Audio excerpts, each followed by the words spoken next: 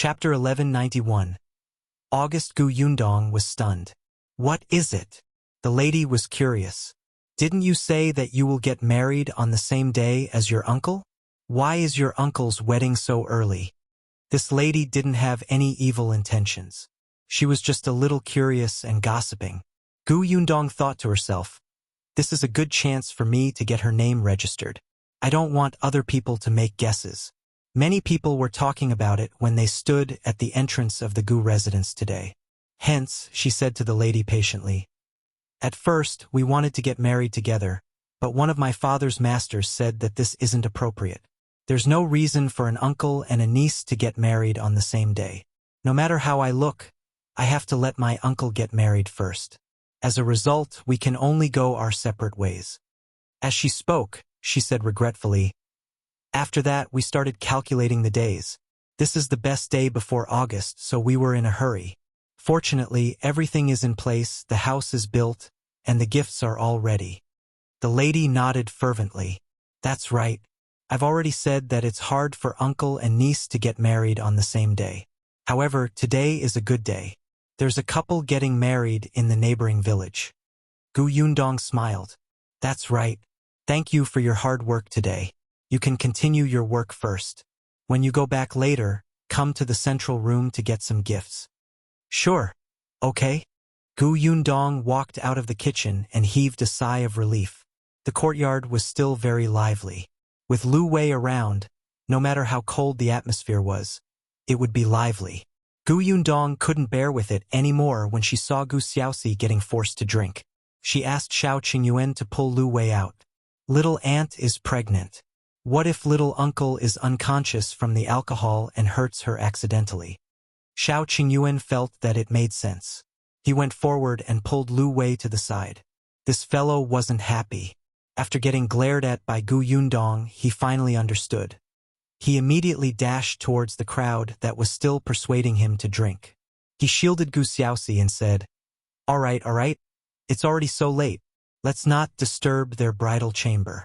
We're not drinking anymore. Lu Wei was the eldest young master of the Lu family in the city. Naturally, the villagers felt respect towards him. Earlier, Lu Wei was the one who persuaded him to drink. Now that he had given up, the other villagers stopped fooling around. Gu Xiaoxi let out a long sigh. Xiao Qingyuan helped him back to his room. The remaining people continued eating and drinking. They only dispersed after a long time. Gu Yundong and Xiao Qingyuan were the last to leave the new home. It was already dark outside. Xiao Qingyuan held her hand and suddenly said, 2 more months. 2 months later, it was their wedding day. It wasn't long, but Xiao Qingyuan felt that it was as long as 2 years. Gu Yundong looked up at the night sky and smiled. Think about how many red packets you should prepare on the day of the wedding. Xiao Qingyuan turned his head. You're gloating. For the next few days, Gu Yundong stayed in Yongfu village. After Gu Xiaoxi's house was built, it was time for the Bian family's house.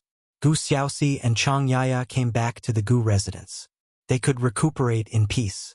After the Bian family's house was built, they started building the workshop. Many villagers guessed that the Gu family was going to hire more long-term workers when they saw this. The nearby villagers started running around to spread the news. After a busy period of time, the hot August finally arrived. Source: Com. Updated by Novlove. Com if you find any errors, ads pop up, ads redirect, broken links, non-standard content, etc. Please let us know report so we can fix it as soon as possible. Chapter 1192. Court examination. August was destined to be a busy and fulfilling month for the Gu family. At the start of the month, it was time for Gu Dajiang to participate in the court examination. Once he passed the exam, he would become an official elementary scholar. When he entered the exam venue, Gu Yundong and the others still went to the prefectural city. There were 2 rounds of the court examination, including the formal exam and the second exam. Each exam lasted an entire day. It wasn't difficult. Gu Dajiang entered the exam venue confidently. When he came out, he was full of smiles too. It looked like there wouldn't be a problem. This matter was over after the exam. He just needed to wait for the results to come out. Gu Dajiang asked Gu Yundong to go back to Yongfu village. The construction of the new workshop had been completed not long ago, and the workers had been hired. There were many people. After all, they weren't just needed in the new workshop. They also needed to buy goods and plant fruits. 2 months ago, after Gu Xiaoxi got married, he bought 3 acres of land. He said that he didn't know how to do business and didn't have any skills. The only thing he was good at was farming. Gu Yundong didn't stop him. Her uncle had his own choice, even though she had once suggested that he work in the workshop. At that time, Gu Yundong also bought a large piece of land from a nearby village to grow sugarcane. Hence, there were at least 200 to 300 people under Gu Yundong's command. There were many things to settle, and it was much more complicated. Besides promoting a few capable people to be managers, she also needed to recruit knowledgeable people. Thus, Gu Yundong brought little Kiki back to Yongfu village first. Unexpectedly, the moment she reached home, Chun Liang came over. There was excitement in his eyes as he looked at her. Yundong, your father has completed the court examination, right? How's his result? Did he pass? Gu Yundong was caught between laughter and tears. Uncle Chun, he just left the exam venue yesterday. His results will only be out in 5 to 6 days. How can it be so fast? Another 5 to 6 days? Chun Liang was a little disappointed. Madame Zhou, who came with him, rolled her eyes uncontrollably. I think your Uncle Chun is even more nervous than your father. He hasn't slept properly for the past 2 days. He keeps tossing and turning at night as if he went to take the elementary scholar exam. What do you know? Under his leadership, Yongfu village was thriving. Everyone's life was getting better and better. No one lacked meat anymore. Now that he had the money, he should look for other things. Yongfu village didn't have a single elementary scholar now. Madame Zhou snorted. Why don't I understand? Think about the ranking of Gu Dajiang in the county exam and the prefecture examination. He's already a confirmed elementary scholar. I don't know why you're panicking. That's different. Different how? Chun Liang couldn't reason with her. He flicked his sleeve and left. Madame Zhou snorted at his back view. Then, she turned and said to Gu Yundong, ignore him. He must be crazy to be the village head. Especially now that his life was good. His 2 sons had work to do and his grandsons were studying in school. There was less work in the field, so he didn't have to worry about anything. All he did was ponder over the matters in the village. Not long ago, he wondered if he should open a private school in the village. Oh right, Yundong. When are you going to buy mooncakes? It's almost the Mid-Autumn Festival, so I want to buy something good this year. They'll go with you. You have good taste, so the mooncakes you buy will be good too. Gu Yundong smiled when she mentioned the Mid-Autumn Festival. I don't plan to buy mooncakes outside. I want to make them myself. However, our workshop is distributing mooncakes. We need to buy those mooncakes in the city. We have already reserved them from a shop. If you find any errors, ads pop up, ads redirect, broken links, non-standard content, etc., please let us know report so we can fix it as soon as possible. Chapter 1193. Making my own mooncakes. Zhou was stunned. Do it himself? She was a little intrigued, but she knew that Gu Yundong's cooking skills were good. If she said that she would do it herself, it might be the kind of secret prescription that wasn't available outside. She couldn't just ask for it. Hence, she asked, which shop did you reserve from? The Zhang family?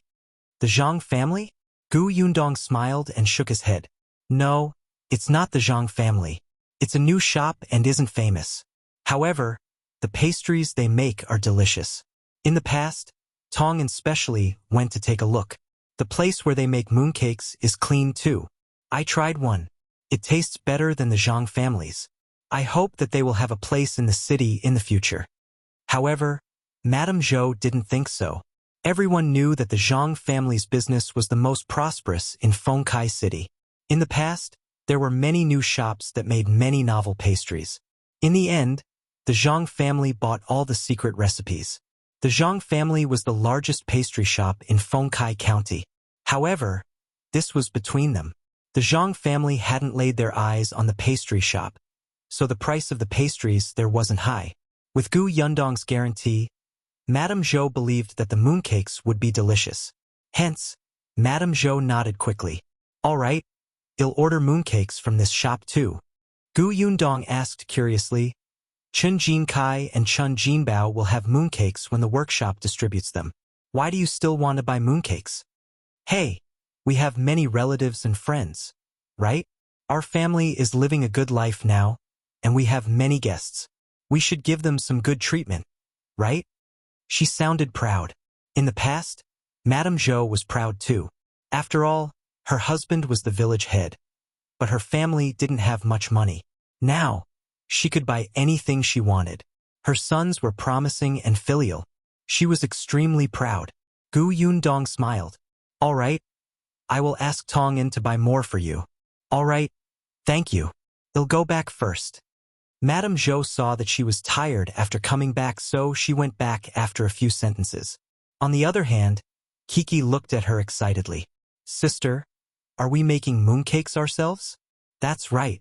Do you want to learn? Yes, yes. Gu Yundong hurriedly held her chin when she saw her nodding her little head too, forcefully. She laughed and said, I knew that you're a foodie. I'll look for you after I have the ingredients. Okay. The young lady grabbed her hand with her soft little hand and walked into the house happily. The next day, Gu Yundong went to buy ingredients. Then, she brought Kiki and Shun Sidian to the kitchen to get busy. Chang Yaya took a stool and sat at the door to help pick up the green beans. Gu Yundong planned to make ice cream mooncakes. She had prepared the molds. Last year, during the Mid-Autumn Festival, she wasn't at home and the mooncakes weren't made. This year, she mustn't miss it. Kiki took the molds and looked at them curiously. She widened her round eyes and asked, Sister, what are these? You will know in a while. Gu Yundong poured a bowl of glutinous rice noodles and said to her, Come, add some water for me. Okay. The young lady hurriedly put down the molds and ran to her side. She grabbed the water ladle and carefully released the water bit by bit. Gu Yundong was extremely patient. She waited for her to take her time. This young lady loved to cook. She might be able to work in this trade in the future. However, she was still young. She would take her time and see if she could find a master chef in the future. After filling the water, the young lady raised her head and smiled at her with her small mouth. Her soft and cute voice melted Gu Yundong's heart instantly. If you find any errors, ads pop up, ads redirect, broken links, non-standard content, etc., please let us know report so we can fix it as soon as possible. Chapter 1194. The one in her body is a little brother. Gu Yundong mixed the batter and left it there. Then, she started making the filling. The young lady secretly took some and stuffed one in her mouth. Then, she ran to Chang Yaya's side and stuffed one into her mouth. Little aunt, my younger brother wants to eat. Chang Yaya smiled. The young lady always said that the child in her stomach was a little brother. There was an old saying that children had spiritual power so they could tell if the child was a boy or a girl. That was why Chang Yaya was happy when the young lady called it little brother. It wasn't that she didn't like girls, but if the firstborn was a boy, it would be much easier for her whether she had boys or girls in the future. At least no one would gossip. Gu Yundong felt that it was hard to say. However, everyone was thinking the same thing now. She couldn't change this deep-rooted thought. Also, Chang Yaya was always elated when she heard Kiki talking about her younger brother. If Gu Yundong stopped her, she might think that there was something wrong with the baby's gender. After all, Chang Yaya's body was weak and her pregnancy wasn't stable. The only thing she could do now was to enlighten her and remind her uncle so that he could express that he liked both boys and girls. Actually, Gu Xiaoxi preferred girls. One could tell it from his attitude towards Kiki. He loved to hug her the moment he came back. Sometimes, he even angered the young lady. Gu Yundong glanced at Chang Yaya and noticed that her eyes were indeed smiling. Her mood seemed to have gotten better, so she kept quiet. She turned and continued making mooncakes. In the afternoon, the finished mooncakes filled up the entire central room. The amount she made was a little big. After all, there were many people in the family, so she had to give some to others. Fortunately, she didn't do all the work by herself. Later, Xiao Qingyuan came over and she passed all the laborious work to him. Gu Yundong didn't feel anything wrong about it. Xiao Qingyuan glanced at her from the corner of his eyes and started working without any complaints. After they were done, she asked someone to send some mooncakes to the Zhang family, Chen Liang's family, and the sixth grandfather's family. As for the Lu family in the county city, as well as the Nye family and the Dai family in the prefecture city, Gu Yundong asked Chen Jinbao to deliver the goods the next day. When Chen Jinbao came back, he didn't just bring return gifts from those families. He also brought the mooncakes she ordered in the city. The people in the workshop got excited when they saw the 2 carts filled with items, especially the workers who were just recruited last month. Their eyes lit up. They had long heard that the Gu family workshop would send gifts every holiday, especially during the New Year.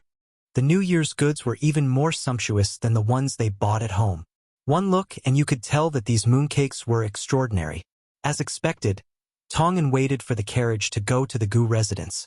Then, he entered the workshop and said to everyone, "It's almost the Mid-Autumn Festival. Everyone has been working hard these few days. Hence, the boss has decided to give everyone 2 tubes of mooncakes to bring back to celebrate the reunion with your families." Oh! The crowd got lively. Every time their boss gave them something, they would feel as if they had hit the jackpot. They were extremely excited. Tongan smiled and shook his head. He continued, "After work in the afternoon, everyone will go to the entrance of the Gu residence and line up to receive the mooncakes. Don't be late. Keep order. Do you hear me?" "Yes, Manager Tong." Tongan waved his hand and left. At this moment, there was already a queue at the entrance of the Gu residence. Gu Yundong placed tables and chairs in the front courtyard and asked them to come up one by one to take the mooncakes after registering their names. If you find any errors, ads pop up, ads redirect, broken links, non-standard content, etc., please let us know report so we can fix it as soon as possible. Chapter 1195. He did it. The workers in the workshop had to finish their job first, but the fruit farmers in the garden didn't need to wait. To prevent them from getting crowded with the workers later, Gu Yundong asked Zhou to bring them over first. The experienced fruit farmers were calm, but the newbies were whispering to each other excitedly. However, when they received the mooncakes, their expressions turned strange. They didn't say anything in front of Gu Yundong. They only gathered together and started discussing softly after they walked out of the door. "Why haven't I seen such mooncakes before? Aren't they from the Zhang family?" "No, the Zhang family's mooncakes have different packages. I've never seen them before. The other pastry shops in the city aren't like this either." "Really? Did she buy them from the prefectural city?" "In your dreams. How can they be transported back from the prefectural city?" "I've asked around. Chen Jinbao and the others came back from the city." "Sigh, I thought that it was Zhang's mooncakes. I've been waiting for them for a long time. I told my children the same thing. They're waiting for me to bring the mooncakes back. But the Gu family is quite wealthy, right? Why don't they buy Zhang's mooncakes? Or did they hire too many people this time, so they bought something cheaper?" Zhou came out just in time to hear these words. His face turned black. "What nonsense are you spouting? Did the boss give you the wrong mooncakes? Go and ask around. Which boss sends things to you like our boss? You need to be contented. If you don't want them, give them back. There are people who want them." The other people touched their noses in embarrassment. "Brother Zhou, we don't have any other intention. We just didn't expect it. Let's not talk anymore. We promise that we won't talk anymore. We know that Boss Gu is great. If not, we wouldn't be trying so hard to come to the Gu family. Right?" "That's right, Brother Zhou. Please don't tell Boss Gu. We're extremely grateful to her." "Really?" Zhou snorted. After all, those people were fruit farmers working outside. They were different from the long-term workers in the Gu family's workshop. Those people were new and not under Gu Yundong's command. They didn't know Boss Gus' ability and methods, so they didn't have much respect for her. In summary, it was his fault. His son was right. He should have established the authority of the Gu family on the first day those people came. Just as he was thinking about this, he saw Chen Liang suddenly running over furiously. He was already so old, but he was jumping around like a rabbit. When he ran in front of Zhou, He almost tripped over the door and fell to the ground. Zhou hurriedly held her up. Village Chief Chen, why are you in such a hurry? You're already so old. Shouldn't you be more careful? Chen Liang waved his hand and panted heavily. He couldn't even speak. Zhou noticed that he was in a hurry, so he quit warning the fruit farmers and helped Chen Liang into the house. Chen Liang pounced on Gu Yundong when he saw her still registering. Gu Yundong jumped in fright and leaned back abruptly. Fortunately, Xiao Qingyuan raised his hand and held her up. Gu Yundong patted her chest. Uncle Chen, what's wrong with you? Is there a dog chasing you? The moment she finished speaking, Big Black barked twice in the corner. Gu Yundong laughed uncontrollably. Chen Liang was finally able to catch his breath. His eyes were astonishingly bright as if he wanted to eat someone alive. He shouted in an unprecedentedly loud voice. He did it. Ha ha ha. He did it. If you find any errors, ads pop up, ads redirect, broken links, non-standard content, etc., please let us know report so we can fix it as soon as possible. Chapter 1196. Subsidized elementary scholar Chen Liang's words were baffling. Whether it was Gu Yundong, Xiao Qingyuan, or the other fruit farmers who were collecting mooncakes, they all looked at him in confusion. Chen Liang swallowed hard and repeated, your father has won. He has become an elementary scholar. Gu Yundong's eyes lit up and she stood up immediately. Really? The rankings are out? Although she knew that her father was definitely fine, Gu Yundong was still extremely excited to hear such accurate news. Chen Liang nodded repeatedly. The result is out. I met the messenger at the entrance of the village just now and they told me the good news. I rushed back to tell you the great news first. Oh right. Quickly prepare silver for them. The messenger will be here soon. The onlookers were stunned, but they all understood now. There was an uproar. Is old Master Gu an elementary scholar? Io. This is really a great thing. Congratulations, Boss Gu. By the way, Village Chief Chen, what rank did Master Gu get? What rank? Chen Liang was stunned for a moment before he smiled awkwardly. I was too excited. When I heard that Brother Dajiang had won, I ran back happily. I forgot to ask them. It's fine, it's fine. We'll know when the messenger comes later. Gu Yundong hurriedly asked Tong'an to sit at the table and register the mooncakes while she ran into the house to get the money. However, how could anyone be in the mood now? The queue that was originally well lined up immediately dispersed. Everyone squeezed to the door and looked at the main road anxiously and expectantly. This was a joyous occasion for Yongfu Village. Not to mention Yongfu Village. How long had it been since an elementary scholar appeared in the vicinity? There were only 2 old elementary scholars in the 2 neighboring villages. There were not many scholars left. When Gu Yundong took out the silver, Gu Xiaoxi and the others had already heard the commotion and ran over. They also squeezed to the front of the door excitedly with everyone. Closer, closer. They could see the messengers. Everyone was excited as they stared at the 2 officials who were approaching. The 2 officials who had been walking over happily with the gong stopped in their tracks under such gazes. They held the sabers at their waists worriedly, as if these villagers would pounce on them and beat them up in the next moment. Chen Liang said anxiously, brothers, this is the Gu family. The Gu Dajiang you mentioned is from this family. As he spoke, he turned around and waved at the villagers. Hey, don't block the door. Where's Yundong? Why isn't she here yet? Gu Yundong, who could not squeeze into the front, was speechless. It was too difficult for her. Fortunately, the crowd quickly dispersed from both sides. The 2 officials heaved a sigh of relief. They were holding a post to announce the good news. When they saw Gu Yundong walk out, they asked, Is Gu Dajiang here? Sir, Gu Dajiang is my father. He's waiting for the day of the rankings after the court examination in the prefectural city. He hasn't returned yet. I see. The official almost nodded. Then well, congratulate Miss Gu here first. Then, one of them knocked on the gong and drum in his hand, and the other took 2 steps forward with a report and said loudly with a smile, Congratulations to Master Gu Dajiang of Yongfu Village. You're the 5th elementary scholar in high school. 5th? Gu Yundong's face was filled with joy. With such a high ranking, It meant that he was a subsidized elementary scholar. If you find any errors, ads pop up, ads redirect, broken links, non-standard content, etc., please let us know report so we can fix it as soon as possible. Chapter 1197. Madame Zhou's exclamation.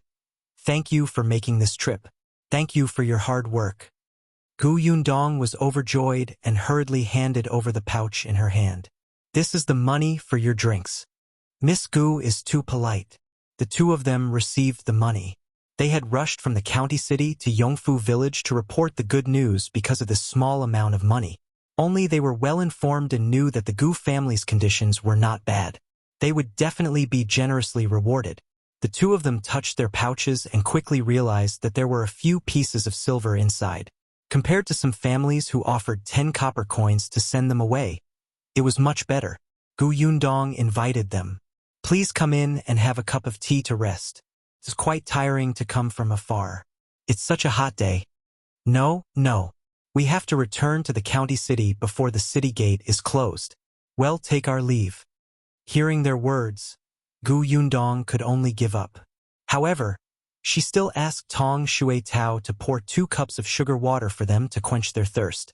At this moment, Xiao Qingyuan had already brought 2 tubes of mooncakes and 2 cans over. Yundong took them and handed them to the 2 officials. Then I won't keep you here. It just so happens that today is the time for the Gu family to give everyone the Mid-Autumn Festival gifts. Bring the mooncakes and canned food back too. May joy be with you. The eyes of the 2 officers lit up. This trip was indeed the right one. They were wondering why there were so many people in the Gu family today. So it was because of the Mid-Autumn Festival. What a generous boss. She even gave gifts during the Mid-Autumn Festival. The 2 of them said, Boss Gu, you're too polite. They took the gifts. In the end, they even said sweetly, Master Gu is a great talent and Boss Gu knows how to do business. In the future, the Gu family will be amazing. Let us congratulate Miss Gu first. Thank you. Then we'll take our leave. Boss Gu, continue with your work. There's no need to send us off. With money and gifts, the 2 of them were overjoyed, and their smiles lingered for a long time. After the 2 officials left, the villagers present turned their heads to congratulate Yundong. I knew Brother Dajiang wouldn't be bad. He's ranked 5th. He's too amazing. That's right. I heard that this is Brother Dajiang's first time participating in the imperial examination. He's already a subsidized elementary scholar. Our village also has an elementary scholar. Ha ha ha ha. Everyone was extremely excited, and Chun Liang heaved a sigh of relief. Someone suggested, Boss Gu, shouldn't we celebrate such a joyous occasion? That's right. Previously, we didn't hold a banquet when he got the county's chief. This time, he has become an elementary scholar. We can't let it go just like that. Even Chun Liang nodded. It should indeed be celebrated. Let everyone know that our Yongfu village has a subsidized elementary scholar. Yundong had no objections to setting up a banquet. However, they had to discuss when and how to do it. Hence, Yundong faced the heated discussion and said, I'll discuss with my father when he comes back tomorrow. I'll inform everyone then. All right, everyone continue to line up. Let's distribute the mid-autumn moon food first. Hence, the overly excited fruit farmers all stood back in line. Yundong also turned around and returned to the front yard. She held the good news report in her hand. Xiaoxi wiped his hands on his clothes and said very cautiously and piously, Yundong, let me take a look. Yundong handed her the good news. Xiaoxi had just taken it when Madame Zhou's exclamation came from outside. Yundong, something bad has happened. If you find any errors, ads pop up, ads redirect, broken links, non-standard content, etc., please let us know report so we can fix it as soon as possible. Chapter 1198. The Zhang family kicked an iron panel. Yundong was stunned, and Chun Liang frowned. He turned his head and scolded, Why are you making a fuss? What's not good? Brother Dajiang's good news has just arrived, and you're here to cause trouble? Hey, I'm talking to Yundong. Madame Zhou bypassed Chen Liang and immediately grabbed Gu Yundong's hand. Yundong, I just returned from the county city. Do you know what happened in the county city? When Gu Yundong heard her mention the county city, she thought about the time and roughly knew what had happened. However, she still asked in confusion, what happened in the county? It's the Zhang family. Do you know the county city's Zhang family? Madame Zhou went to the county city with her daughter-in-law early in the morning to visit her son, Chun Jinkai. After all, he had been busy for a few days and had not returned. The mother-in-law and daughter-in-law were going to make him a delicious meal to nourish him. However, just as they finished lunch, something big happened in the county. Gu Yundong was relatively calm, but the others present could not remain calm. They hurriedly asked, the Zhang family? Is it the Zhang family who sells pastries? What happened to the family? That's right. Sister-in-law Zhou, tell me quickly. What exactly makes you so anxious? Madame Zhou slowly exhaled, her eyes bright as she finally said, if I tell you, don't be too surprised. The Zhang family I was talking about is indeed the Zhang family that sells pastries.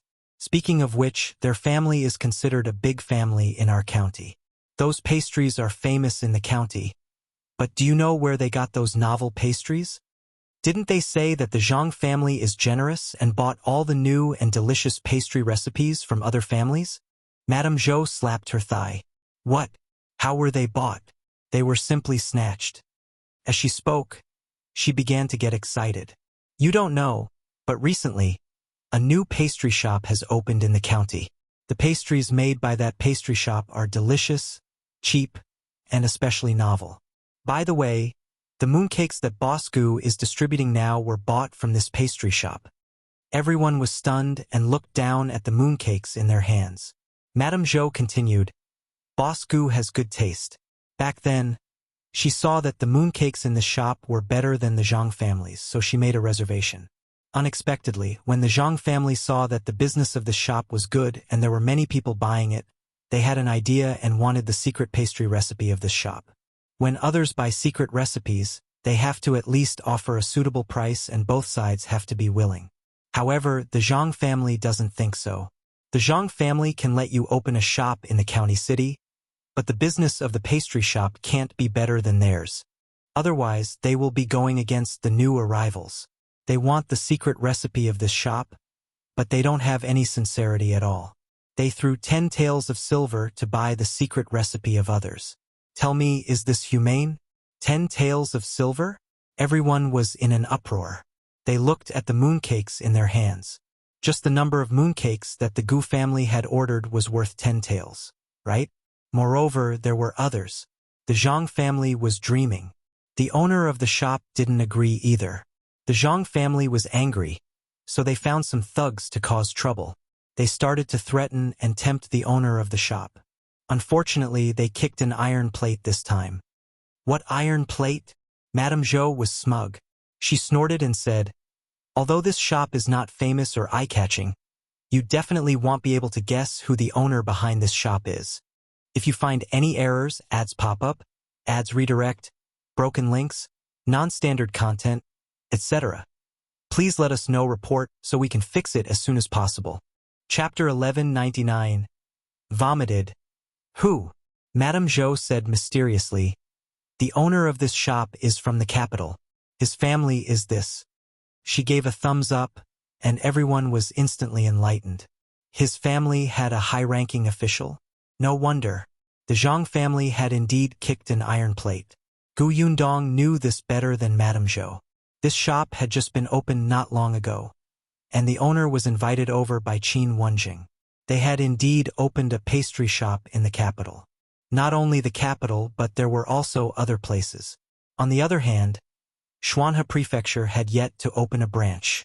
Logically speaking, if they wanted to open a shop here, they would definitely choose Xuanhe Prefecture.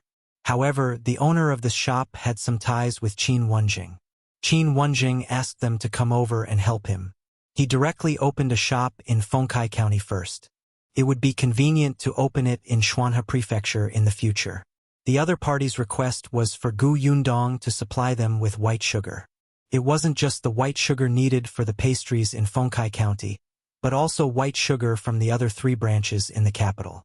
Although they could also buy it in the capital, there were many high-ranking officials in the capital. The supply of white sugar could not meet the demand. Their demand for pastries was huge, so they could not snatch enough. Gu Yundong agreed without thinking. She had just built a new workshop and the production of white sugar had greatly increased. It was not a problem to supply them. Moreover, the price offered by the other party was not low. Could be said that this was a situation where all 3 sides won. Hence, the pastry shop opened in a low-key and luxurious manner. At first, the Zhang family didn't take it seriously. However, when the Mid-Autumn Festival arrived, this pastry shop suddenly became popular. Therefore, the Zhang family began to panic. Do you think it's possible for the Zhang family to deal with the owner of this shop? Madame Zhou's voice pulled her back to her senses. Gu Yundong also listened. Madame Zhou said, as soon as the Zhang family threatened them, the owner of the shop knew and immediately took down the Zhang family. Not only that, but they also reported it to the officials. In 2 days, they found out a lot of dirty things about the Zhang family. It turns out that the Zhang family's secret recipes were snatched from others like this in the past. Some people were unwilling to give it away, so the Zhang family directly hurt them. As she spoke, Madame Zhou's voice suddenly lowered. I heard from someone on the street that 2 families were poor and set up a stall on the road to sell the pastries they made. In the end, the Zhang family took a fancy to them. Not only did the Zhang family destroy their stall, but they also snatched their secret recipes. In the end, they killed them to silence them. Wow! Everyone exclaimed. Really? Madame Zhou waved her hand. I heard it on the streets. How would I know if it's true? But I think it's most likely true. Otherwise, why would the government go and arrest the Zhang family? The Zhang family has been arrested? That's not all. I heard that those officials went to the Zhang family's bakery to make pastries. That bakery was extremely dirty. There were many flies and insects crawling on the pastries. It was disgusting. There was dirty and rancid water in the corner that could not be smelled. There were also people working in the workshop whose fingers were dirty. An official had just bought the Zhang family's pastries 2 days ago. When he saw this scene, he vomited. Ugh! Someone beside him couldn't help but retch. The expressions of the fruit farmers who were complaining about Gu Yundong not buying the Zhang family's mooncakes changed, and they almost could not stand still. After a while, they rejoiced in their hearts. Fortunately, their boss was wise and decisive to buy this shop with a strong backer. Otherwise, they would vomit after eating the Zhang family's mooncakes.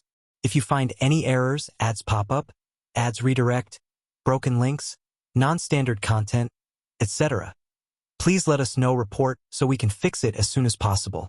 Chapter 1200. The end of the Zhang family. They were not the only ones.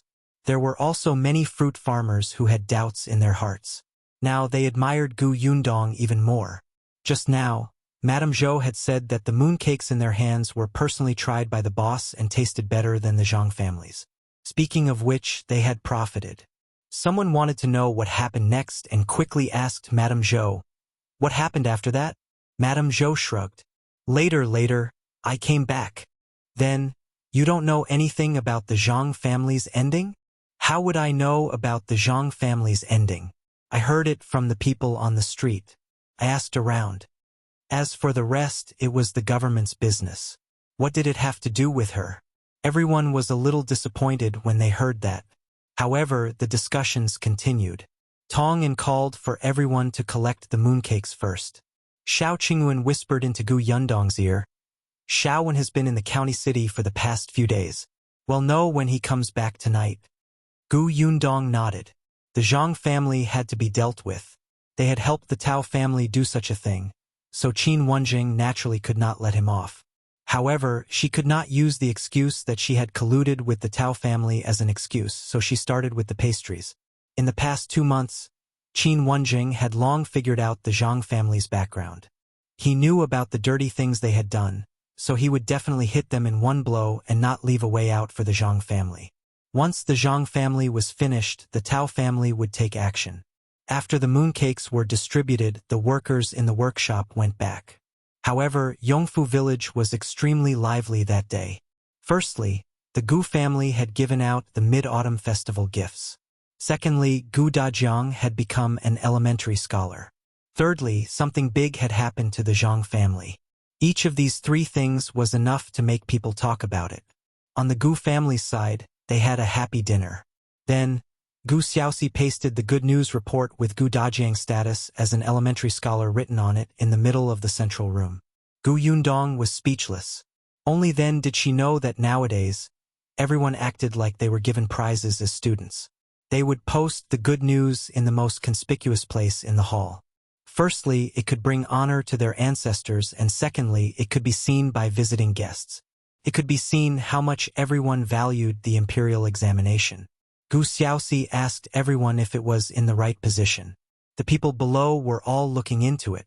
It was Gu Yundong who said, "Uncle, this is the good news of the elementary scholar. If you want to paste it in the middle, where do you plan to paste the good news reports of the high scholar and honorable scholar in the future?" High scholar? Honorable scholar? Yes, yes, yes. His elder brother was very good at studying and definitely wouldn't just be an elementary scholar. He had to be more far-sighted. How could he be like a kid who had never seen the world? Gu Xiaoxi coughed lightly. Then, how about this? Well, stick it to the left side. He gestured and asked Gu Yundong. This position is conspicuous enough. We've also made room for the good news reports to come. Gu Yundong nodded and Gu Xiaoxi pasted it. Xiaowen came back at this critical juncture. Gu Yundong was very concerned about the Zhang family's fate and immediately turned around to gather information. She did not even hear Gu Xiaoxi calling her from behind. Xiaowen was already reporting to Xiao Qingyuan.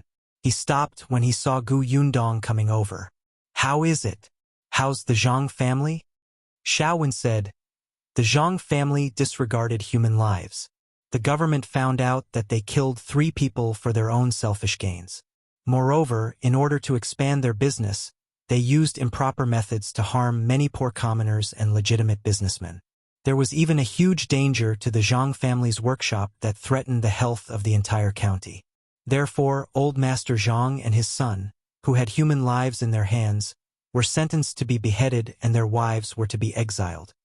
What about Zhang Jiao and Lu Weiss marriage? If you find any errors, ads pop up, ads redirect, broken links, non-standard content, etc. Please let us know report so we can fix it as soon as possible." Chapter 1201. Madame Tan is pregnant? If the Zhang family was dealt with, it was very likely that Zhang Jiao would implicate the Lu family to prevent herself from being convicted. As expected, Xiaowen said, "Zhang Jiao said that she's the daughter-in-law of the Lu family and that she's not a member of the Zhang family. She doesn't admit to these crimes of the Zhang family. She wants the Lu family to save her and marry Lu Wei as soon as possible." Gu Yundong almost choked on her saliva. This shameless woman. But she didn't know that old Master Lu made a deal with old Master Zhang in advance. Xiaowen said. Gu Yundong's interest was piqued. What deal? When the Zhang family was convicted, old Master Lu told old Master Zhang that as long as Zhang Jiao and Lu Weiss marriage was annulled, he would protect Zhang Hao's wife and the child in her stomach, allowing the Zhang family to leave behind a bloodline. Otherwise, Zhang Hao's wife would also be exiled. One could imagine what would happen on the way of exile. Old Master Zhang agreed. He did not expect his weak daughter-in-law, Madame Tan, to suddenly feel unwell when she was locked in the cell to wait for the verdict. A doctor came and diagnosed her with a pregnancy. This was a huge surprise to him. Therefore, be it old Master Zhang, Madame Zhang, or Zhang Hao, the 3 of them tried their best to protect the child in Madame Tan's belly. However, after the Zhang family's accident, the people who were on good terms with them in the past turned a blind eye to them. Old Master Zhang had no choice but to target the Tao family. However, although he was helping Master Tao, he did not know why Master Tao wanted so much food. He had no evidence. Moreover, Master Tao had sent someone to secretly tell them that as long as they did not speak nonsense, someone would take care of Madame Zhang and the others who had been exiled. Otherwise, not only would they die, but the rest of the Zhang family would also die. Old Master Zhang believed it, so he did not dare to reveal anything wrong with the Tao family. He knew very well that even if he did, he would not be able to bring down the Tao family. But now, he did not let the Tao family save the father and son. He only wanted to protect Madame Tan and the child in her belly. Perhaps it was feasible? Just as he was thinking this, Old Master Liu appeared. Old Master Liu's conditions were simple.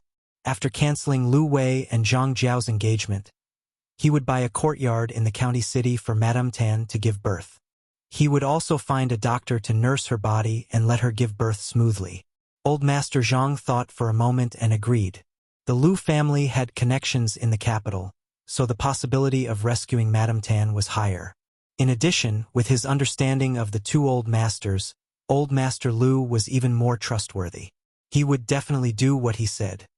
It was just an annulment. Zhang Jiao was not her daughter anyway, so Madame Tan was naturally more important. Therefore, when Zhang Jiao said that she was engaged to Lu Wei, the three members of the Zhang family unanimously denied it, including Zhang Hao. Zhang Jiao was furious and said that she was not the Zhang family's daughter at all. Old Master Zhang immediately said bitterly that she had lost her mind. Zhang Jiao revealed her affair with Zhang Hao. Zhang Hao denied it, and Madame Zhang even slapped her a few times. Zhang Jiao accused the Zhang family crazily, but no one believed her words. They felt that her crazy words were ridiculous. They also did not believe that she was getting married to young Master Liu. Yundong did not expect this. Indeed, Old Master Liu did not let Zhang Jiao slander him. Nevertheless, is Madame Tan really pregnant? Xiaowen smiled meaningfully. What do you think, miss? If you find any errors, ads pop up, ads redirect, broken links, non-standard content, etc., please let us know report so we can fix it as soon as possible. Chapter 1202. The ending is perfect naturally. She was not pregnant. Madame Tan's hatred for the Zhang family did not decrease at all. Not long after she married into the Zhang family, she discovered the adultery between Zhang Hao and his sister. Her body became so weak that she could not get up from the bed. It was also Zhang Jiao who drugged her, almost causing her to die. However, the Zhang family turned a blind eye to Zhang Jiao's actions. Zhang Hao defended Zhang Jiao and scolded her for making a mountain out of a molehill, causing no peace in the residence and ruining Zhang Jiao's reputation. Madame Zhang was also on her side.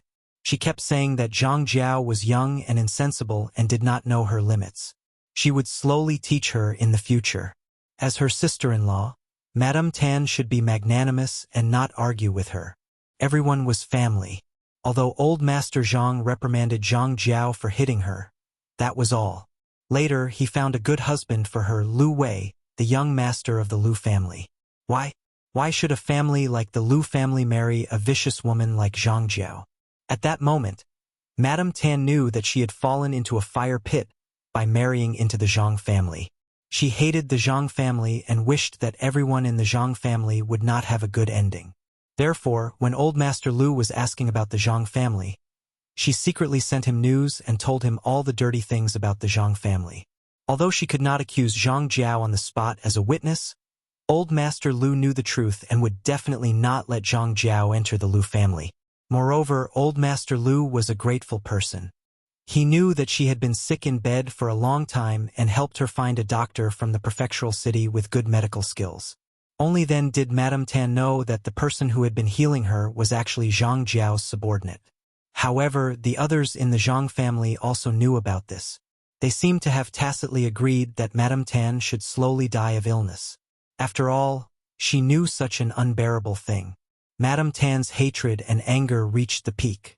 She wanted everyone in the Zhang family to die a horrible death. Madame Tan had contributed greatly to Qin Wenzheng being able to find the evidence of the Zhang family's crimes so quickly. As Zhang Hao's wife, it was much easier for her to know some things. In that case, she would be the hero. Qin Wenzheng had originally wanted to protect her. It was just perfect to use this matter to get the Zhang family to agree to annul Lu Wei and Zhang Jiao's marriage. The Zhang family would have to thank the Liu family for this. Wouldn't it be killing two birds with one stone? Madame Tan was not pregnant. She was just using this matter to get herself out of trouble. She asked Zhang Hao for a divorce letter. For the only bloodline of the Zhang family, Zhang Hao agreed to divorce her on the spot. As for how Madame Tan would live in the future, she had already made arrangements. She did not have to worry. Gu Yundong nodded repeatedly. The ending is considered perfect. Xiao was extremely excited. Wasn't that so? Master Qin was really a talent. By the way, Master Qin said that we have to deal with the Tao family next. How do we deal with them? Using the Tao brothers, Tao Feng and Tao Yan, Xiao said. Master Qin said that we can't let the people behind the Tao family know that we have already investigated the Tao family, so we might as well let people think that the Tao family has internal strife and cause the Tao family to change owners. If Master Tao and Tao Xing are harmed, we might be able to lure out the people behind them. Gu Yundong looked up and exchanged glances with Xiao Qingyuan. This thought was exactly what they had thought back then. Qin Wenzheng should know how to operate it. He had also discussed it with Tao Feng and Tao Yan. This was good too. Tao Feng and his brother were having a hard time in the Tao family now, so they probably did not mind Qin Wenzheng's actions. If you find any errors, ads pop up, ads redirect, broken links, non-standard content, etc., please let us know report so we can fix it as soon as possible. Chapter 1203, Mid-Autumn Festival Reunion. But Gu Yundong was not in the mood to pay attention to these things. The next day, Gu Dajiang returned with Madame Yang and Bian Han. Aunt Ku came back with them. She planned to stay until Gu Yundong was married before going back. As soon as Gu Dajiang arrived home, Chun Liang and many villagers came to congratulate him. Not only that, but the county also sent over reward money and praised Gu Dajiang. After this commotion, the villagers asked about the celebration. Gu Dajiang had thought about this before. At the end of the month, it will be Yundong and Qingyuan's wedding. I think we can just hold a banquet together. This? Chun Liang did not expect him to have such a plan and was a little surprised. Brother Chun, I'm only an elementary scholar after all. I shouldn't make a big fuss. Moreover, if I stage one now and another at the end of the month, not only will everybody be tired, I will also be criticized by many people. Chun Liang thought about it and felt that it made sense. You're the most considerate. On the other hand, many villagers were a little disappointed. Sai, I thought I could have 2 wedding banquets. Why is Gu Dajiang so petty? It was said that the son of a family in town had also become an elementary scholar, and his ranking was not very high. His family even planned to hold a banquet for 3 days. Gu Dajiang was even a subsidized elementary scholar. Why was he so stingy? Still keeping a low profile? He had already passed the elementary scholar examination. Shouldn't he publicize it everywhere? What was there to hide? If it were them, they would have played gongs and drums and wished they could tell everyone. However, everyone could only think about it in their hearts. After congratulating him, they left. Chun Liang shook his head when he saw this. These people only wanted to eat. After everyone left, Gu Dajiang heaved a sigh of relief and entered the central room. Just as he sat down, Kiki came in with a plate of food. What's this? Mooncakes, the little girl said proudly. Big sister and I made them together. They're delicious. I ate 3 today. Gu Dajiang frowned and looked at the large mooncake in his hand. He said, You ate 3 of them? Won't your stomach be bloated? What if you suffer from indigestion? Gu Yundong laughed uncontrollably at the side. Father. She cut a mooncake into 3 pieces and ate them as 3. Gu Dajiang was speechless. He was getting old and didn't understand what children were thinking these days. On the other hand, Madame Yang hugged the little girl in surprise and said, Kiki is so awesome and smart. Then he'll cut it into 3 pieces too. This way it's equivalent to me eating 3. The little girl held her face with her chubby hands and looked shy. Mother, don't praise me like that. Although I know I'm very smart, you have to be more tactful next time. Oh, okay. Madame Yang immediately nodded. Kiki, everyone says you're so smart. Gu Yundong was about to die of laughter from these 2 people. Mother, is this your way of being tactful? Gu Dajiang shook his head helplessly and looked at the mooncake in his hand. I've never seen such a mooncake before. It looks quite delicious. He took a bite and his eyes lit up slightly. It was indeed not bad. The day after Gu Dajiang returned was the Mid-Autumn Festival. It was rare for the Gu family to be reunited like this. Now, it could be considered a true reunion. Therefore, This mid-autumn festival was especially precious and meaningful to the Gu family. If you find any errors, ads pop up, ads redirect, broken links, non-standard content, etc., please let us know report so we can fix it as soon as possible. Chapter 1204. Avoid meeting before marriage. Gu Yundong had long prepared mooncakes, pomelo, oranges, glutinous rice round cakes, melons, fruits, hairy beans, wine, and other offerings for the moon. When the moon came out at night, Xiaoxi moved the huge table to the courtyard. Everyone immediately got busy and placed the offerings on the table. The moon-worshipping ritual also had a process, but the countryside was not so particular. After a small ritual, everyone sat on mats under the moonlight and began to drink and chat. The wine was fruit wine. Gu Yundong even concocted a few drinks for the children to drink. It was rare for the entire family to calm down and chat together. Gu Dafeng was very happy. He took a sip of fruit wine and said, "In the past, I was always busy earning money. I never thought that there would be such a day." Gu Yundong turned to look at her. "How's eldest aunt's business recently?" Speaking of this, Gu Dafeng was even happier. She suddenly clapped her hands and said, "Everything's great. There are really many rich families who want slides. My husband took on a lot of work and even took in a disciple." Gu Yundong was surprised. "Disciple?" Bianhan waved his hand. "What disciple? It's that little six." "Little six?" Gu Yundong thought for a long time and the corners of her mouth twitched. "That local tyrant? Yes, he's probably afraid of you, so he takes good care of our family. The last time I went out, I walked for a long time and was a little uncomfortable. When he saw me, he immediately helped me home. Later, he helped me a few times. He can't be considered my disciple. He just helped me. I paid him some money." One had to know that, in this day and age, being someone's disciple meant working for nothing. "Then will the local boss agree?" Gu Dafeng shook her head. "I heard from Little Six that he seems to have fallen out with their boss." Gu Yundong was speechless. All right, they would settle this matter themselves. However, the prosperity of her uncle's business was still worth celebrating. Presumably, not long after, their shop would be able to open.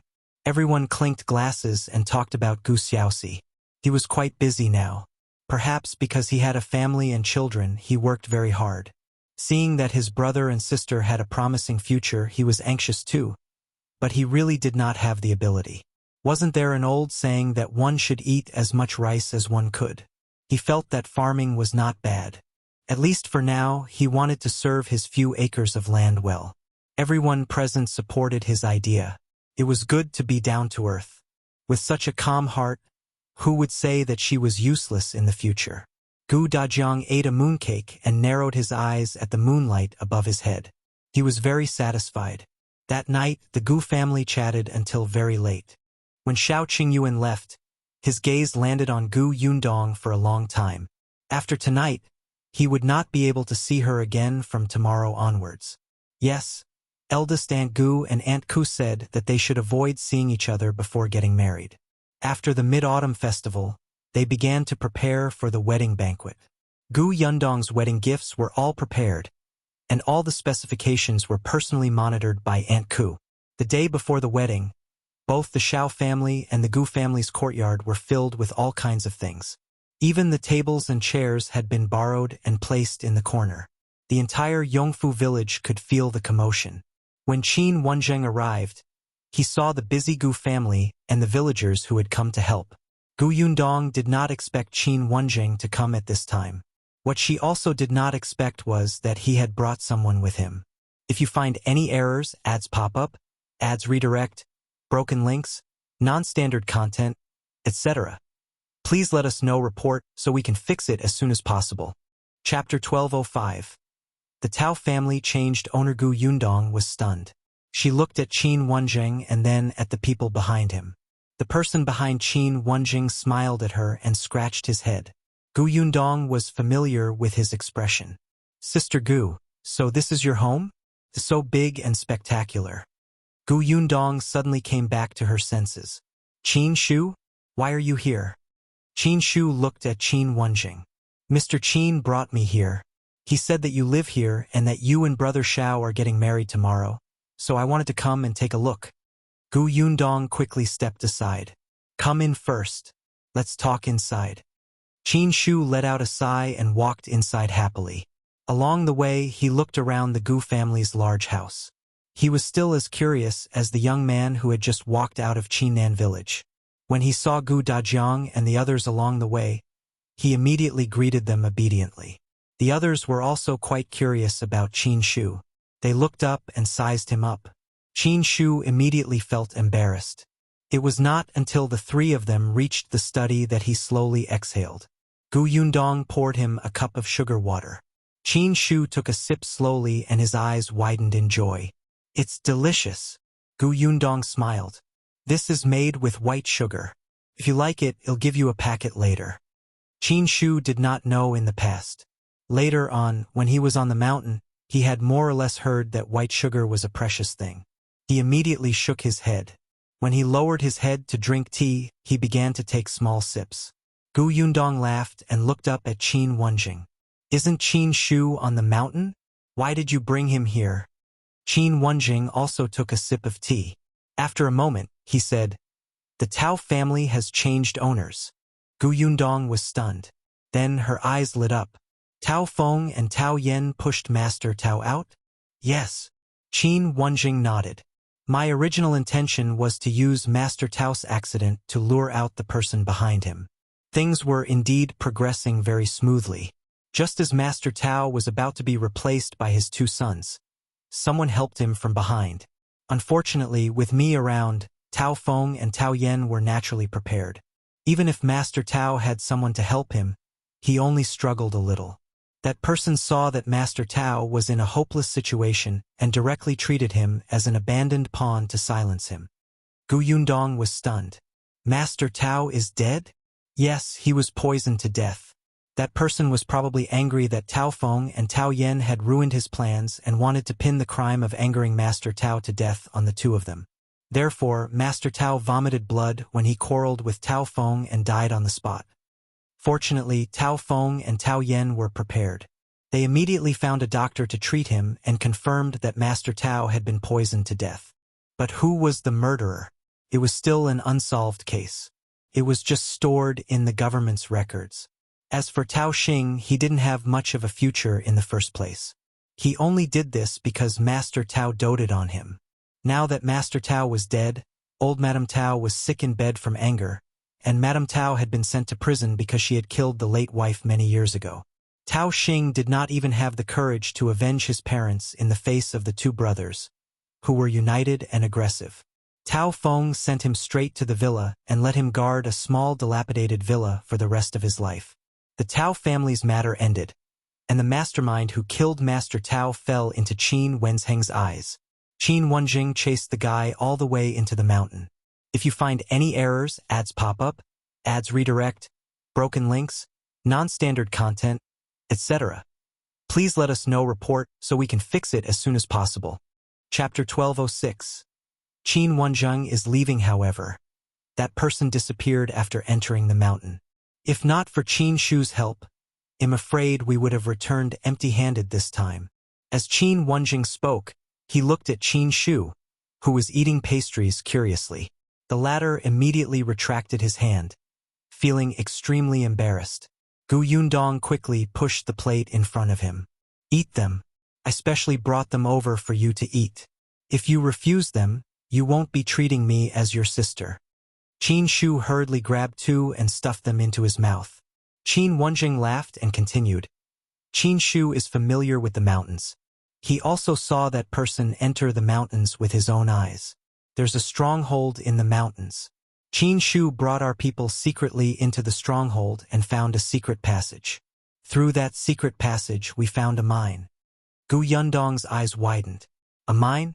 It's not a very big mine, Qin Wenzheng said. But that's an iron mine. Those people captured many people to mine for them. The iron ores from the mine are used to forge weapons. The village Qin Shu is in is only the outermost area. The food in the mine was transported through that village. If not for that secret passage, we wouldn't have been able to find that small mine. This was also the reason why Qin Wenzheng didn't take action when he learned about the stronghold from Gu Yundong. Even if they had taken down this small village back then, it would have been useless. There were only about 10 families in the village, and at most they would have been accused of being bandits. However, in this way they would never be able to find that small mine. At this point, Qin Wenzheng couldn't help but heave a sigh of relief. I told you before that I was in Fengkai County to investigate something. Actually, it was for this mine. Back then, someone risked his life to escape from the small mine. Coincidentally, I met him.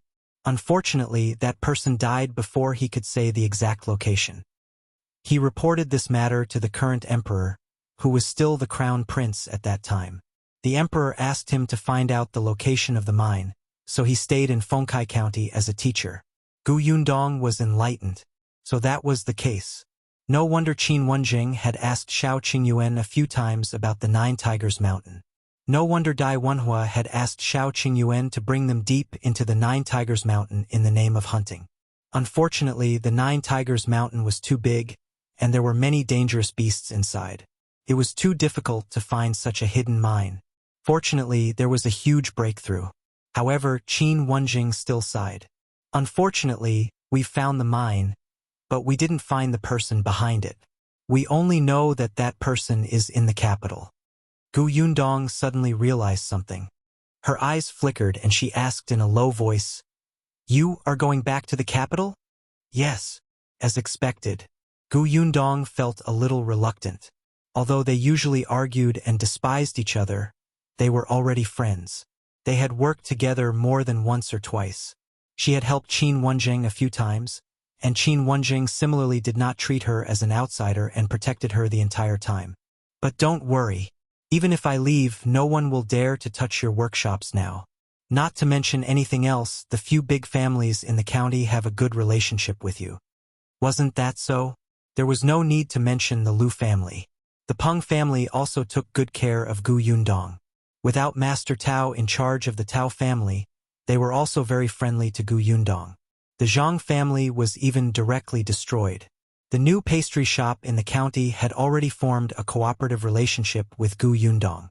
If you find any errors, ads pop up, ads redirect, broken links, non-standard content, etc., please let us know report so we can fix it as soon as possible.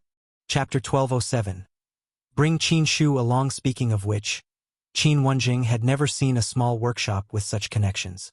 Moreover, Gu Yundong and Xiao Qingyuan were not easy to bully. Therefore, there was nothing to worry about when Qin Wenzheng left this time.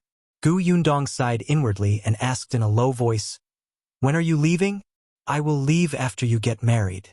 The emperor has already issued a decree to urge me to return to the capital. As for my students, they are still studying in the school for the time being. Mr. Fan is still around, but the school won't be open at the end of the year. I will arrange for other students to go to Dongyi Academy. I've already spoken to the dean there. As for Yunshu and Yuanji, I still have to ask for your opinions." Yes, this was also a problem. Gu Yundong frowned. "There's no hurry. They'll discuss it with father and the others later." "All right." Qin Wenzheng nodded. He suddenly glanced at Qin Shu and said, "There's one more thing. I plan to bring Qin Shu with me to the capital." Gu Yundong was stunned and turned to look at Qin Shu. Qin Shu was so shocked that he forgot to eat his pastries. His mouth was full and his face was filled with shock. Obviously, he did not know about it before. Seeing that the two people in the study were looking at him, Qin Shu hurriedly wiped the corners of his mouth and swallowed the pastry. He stammered, "Mr. Qin, what did you say? You want to take me to the capital?" Oh my God, that was the capital. Uncle Village Chief had said that it was under the emperor's feet. It was the most prosperous and desirable place in the Dajin country. He had never even been to the county city before. Now he could go to the capital? Qin Shu blinked. After a while, he suddenly shook his head and said, "No. I promised Sister Gu that I would follow her to see the world in the future." Qin Wenzheng looked at Gu Yundong, who was deep in thought. To be honest, with Qin Shu's personality, he was actually not suitable to go to a complicated territory like the capital. Over there, not to mention Qin Shu, even Qin Wenzheng had to be careful not to make a mistake. The people Qin Shu had interacted with in the past were very simple. The most complicated ones were the people in the village. They might have grown a little these days, but the waters in the capital were too deep. However, a person like Qin Wenzheng could learn a lot of skills by his side. It was also a huge benefit to Qin Shu. After a pause, she looked at Qin Shu and asked, "Then do you want to go to the capital? Do you want to stay by Mr. Qin's side?" Qin Shu was stunned. Did he want to? Should he say yes or no? Qin Shu glanced at Qin Wenzheng. Actually, this Mr. Qin was very powerful. Back on the mountain, he had personally seen Mr. Qin calmly commanding others. He had watched as the man faced the leader of the mine with a sword without changing his expression. Mr. Qin seemed to be very powerful, 100 times more powerful than anyone he had ever seen. Qin Shu wanted to follow him. He wanted to learn from him. Alright, Gu Yundong did not need him to answer. Just by looking at his eyes, she could tell what he was thinking. After all, this person really did not know how to hide himself.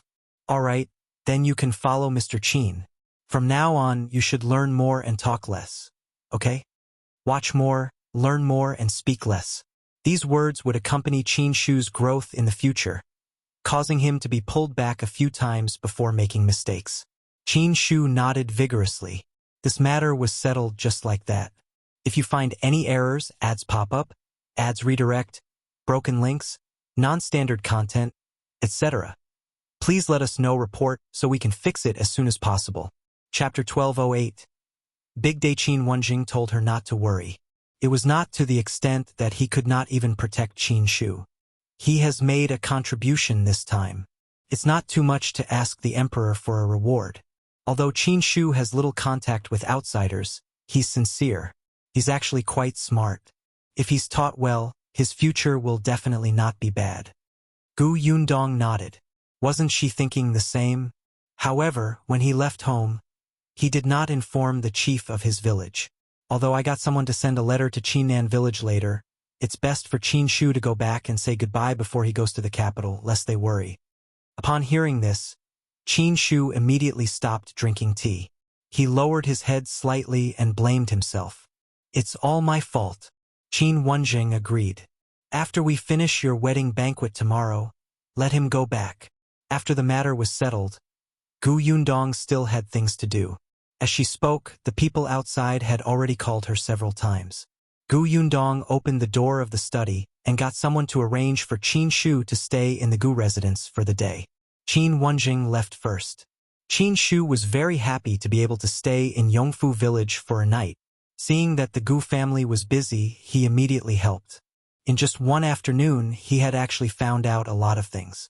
Gu Yundong finally understood why Qin Wenzheng had brought Qin Shu along. This person was simply good at gathering information. But Gu Yundong did not have the time to pay attention to Qin Shu. The night before the wedding, Aunt Ku had chased her to bed early to sleep. The next morning, far before dawn, Aunt Ku dug her out again. She sat on the stool in a daze and let someone put makeup on her. Gu Yundong was completely awakened by the makeup artist's action of twisting her face. The pain was not just a little, it was simply unbearable. However, Aunt Ku and eldest Aunt Gu were pressing on her shoulders, as if they were afraid that she would stand up and kick the makeup artist over. Just endure it. Every bride will have to go through this. Look, after your face is twisted, your appearance will immediately change. Your entire face will be smooth. Gu Yundong was about to cry. Is that so? She raised her hand to touch it, but Aunt Ku slapped her away. Gu Yundong was extremely aggrieved. Her face was full of collagen, and her skin was as smooth as a peeled egg. Why did she need to have her face twisted like this? It was strange. Back then, when little Aunt got married, she was also watching from the side. But she didn't see Auntie in pain. Why was it so painful when it came to her? Fortunately, there was Madame Yang who doted on her. As she blew on her, she whispered, "Dong dong, I wanted to save you, but there were too many of them. I couldn't beat them. They didn't even allow me to call your father. They're too evil." As she spoke, she got angry and glared at eldest Aunt Gu a few times. Gu Yundong laughed because of her. Ignoring the pain, she held Madame Yang's hand and said, "It's fine. Mother will blow on it for me. It doesn't hurt." Madame Yang laughed. As Gu Yundong watched, all her emotions turned into reluctance. At this moment, she had a feeling that she was really going to get married today. Looking at Madame Yang, who was still in a daze, Gu Yundong seemed to have returned to the time when she was escaping from the famine. Madame Yang carried her and walked forward step by step with difficulty. It seemed to be yesterday. "Dong Dong, what's wrong? Does it hurt?" Madame Yang suddenly hit the makeup artist's hand in a panic. "Don't do it anymore. My Dong Dong is hurting. She hurts too much. If you find any errors, ads pop up, ads redirect, broken links, non-standard content, etc., please let us know report so we can fix it as soon as possible." Chapter 1209. Makeup gifts. Everyone in the room was shocked by Madame Yang. Eldest Aunt Gu was about to come forward when Gu Yundong hurriedly raised her hand to stop her. She hugged Madame Yang and patted her back gently. She said in a low voice, "Mother, it doesn't hurt. I'm fine. I'm not afraid."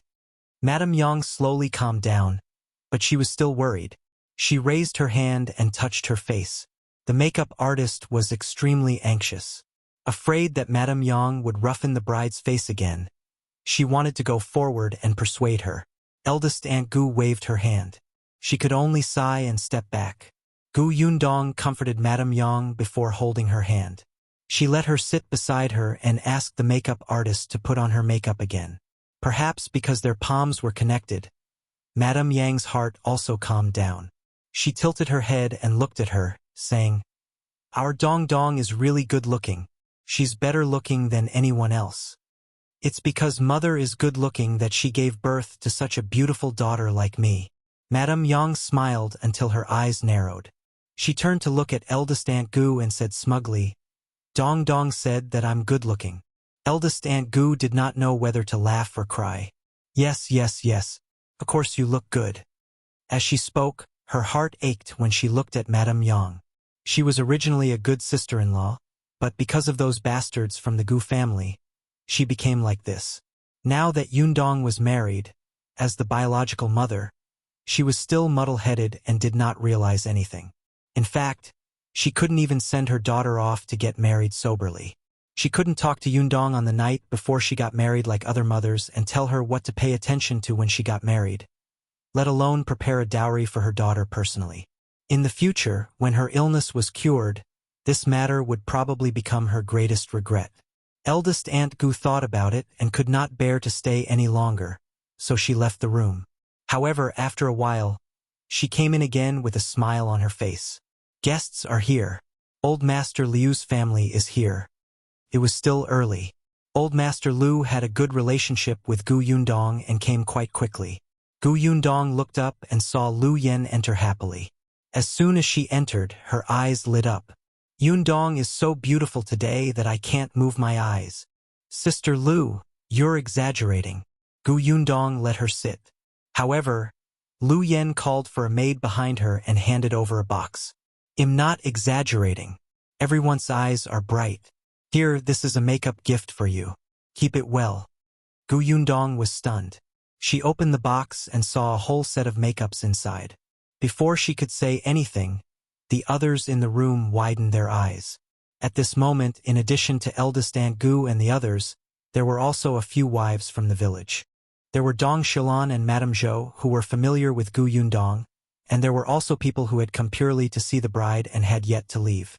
Gu Yundong's room was huge. Even if these people entered, it would not be crowded. At this moment, when they saw the box of makeups, the few of them whispered and exclaimed, "The Liu family is really generous. A full set of makeups should cost at least 20 taels, right? 20 taels? I think it's at least 50 taels. The Liu family is indeed a rich family in our county. If you give me those makeups, it'll go crazy." Madame Zhou wiped her face.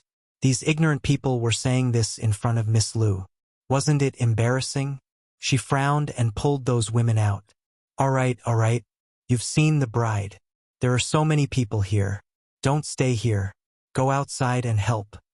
If you find any errors, ads pop up, ads redirect, broken links, non-standard content, etc., please let us know report so we can fix it as soon as possible. Chapter 12:10. Everyone is here after they left. Gu Yundong shook her head and said to Lu Yan, "It's too expensive." Lu Yan sat beside her and said softly, "It's not expensive. If it weren't for the fact that he was afraid that you wouldn't accept it, my father would have prepared a few more sets. This is a token of our family's appreciation. It's to thank you for letting that silly brother of mine not be tricked by the Zhang family. No matter what, you have to accept it." Since she had said so, Gu Yundong could not say anything else and nodded. Only then did Lu Yan smile. She knew about the Zhang family's matters. At this moment, she couldn't help but sigh that fools were blessed. Although her brother wasn't very promising, he had a good friend. She chatted with Gu Yundong for a while before leaving. After a while, Gu Yundong heard the Tao family's voice again. Then Qin Wenzheng and his wife came over. Madame Gu also came to see her and gave her some makeup gifts. Unexpectedly, just as she left, Tong Shuitao came over to say that young master and young madam of the Peng family had arrived. Gu Yundong was stunned. She had indeed sent an invitation to Peng Zhongfei when she got married. After all, they were friends. She had to give him an invitation. However, she felt that with Peng Zhongfei's attitude of avoiding her, he probably wouldn't come. He would most likely find an excuse to reject her. She did not expect him to really come. Not only did she come, but she also brought Madame Yao with her. Gu Yundong's forehead twitched slightly. She did not like Madame Yao at all. Whenever she thought of her, she would think of Gu Xiener. However, thinking of the devil, Madame Yao came in after a while. At this moment, other than Madame Yang and the makeup artist, everyone else had gone out. Aunt Ku and Gu Dafeng went out to entertain the guests, while Madame Zhou and Dong Shilan went to Xiao Qingyuan's house to help. Shen Sidian went to chat with Madame Lu and Madame Gu. Therefore, after Madame Yao entered, the corners of her lips curled up slightly. Gu Yundong narrowed her eyes. Oh, why did this woman look like she had ill intentions? Madame Yao also had a box in her hand, which was naturally not as big as the one Lu Yan had brought. She placed the box on the table and said with a smile, "Congratulations on Sister Yundong's wedding. This is my makeup gift. I hope you like it." The box was opened. There was a pearl necklace. The pearls were quite big. Gu Yundong smiled. "Thank you." Madame Yao did not leave. She sat opposite Gu Yundong and looked up at the makeup artist behind her. "Can you excuse us for a while? I have some private words to say to Sister Yundong." The makeup artist was stunned. She had been invited over by the Gu family from the county city, so she naturally knew about Madame Yao. Hearing her request, the makeup artist could not help but look down at Gu Yundong. Gu Yundong nodded. "Go out and eat something first. You've worked hard today." "All right. Then call me if you need anything, Miss Gu." The makeup artist tidied up the dressing table slightly and glanced at Madame Yao. With a trace of suspicion in her heart, she walked out of the room. Madame Yao's maidservant stood guard at the door, as if this was their territory. Gu Yundong found it funny. When she faced Madame Yao again, her eyes turned cold. "Young Madame Peng, what do you have to say to me?" Madame Yao glanced at Madame Yang. She knew that Madame Yang was not smart, so she did not care. In front of her, Madame Yao said bluntly, "Miss Gus' wedding today is supposed to be something to be happy about. I'm just a little curious. Why didn't Miss Gu invite your cousin over to the wedding banquet? If you find any errors, ads pop up, ads redirect, broken links, non-standard content, etc., please let us know report so we can fix it as soon as possible." Chapter 12:11. Gu Yundong's threat. Madame Yao really hated Gu Yundong. If not for her, Gu Xiener would not have become Peng Zhongfei's concubine.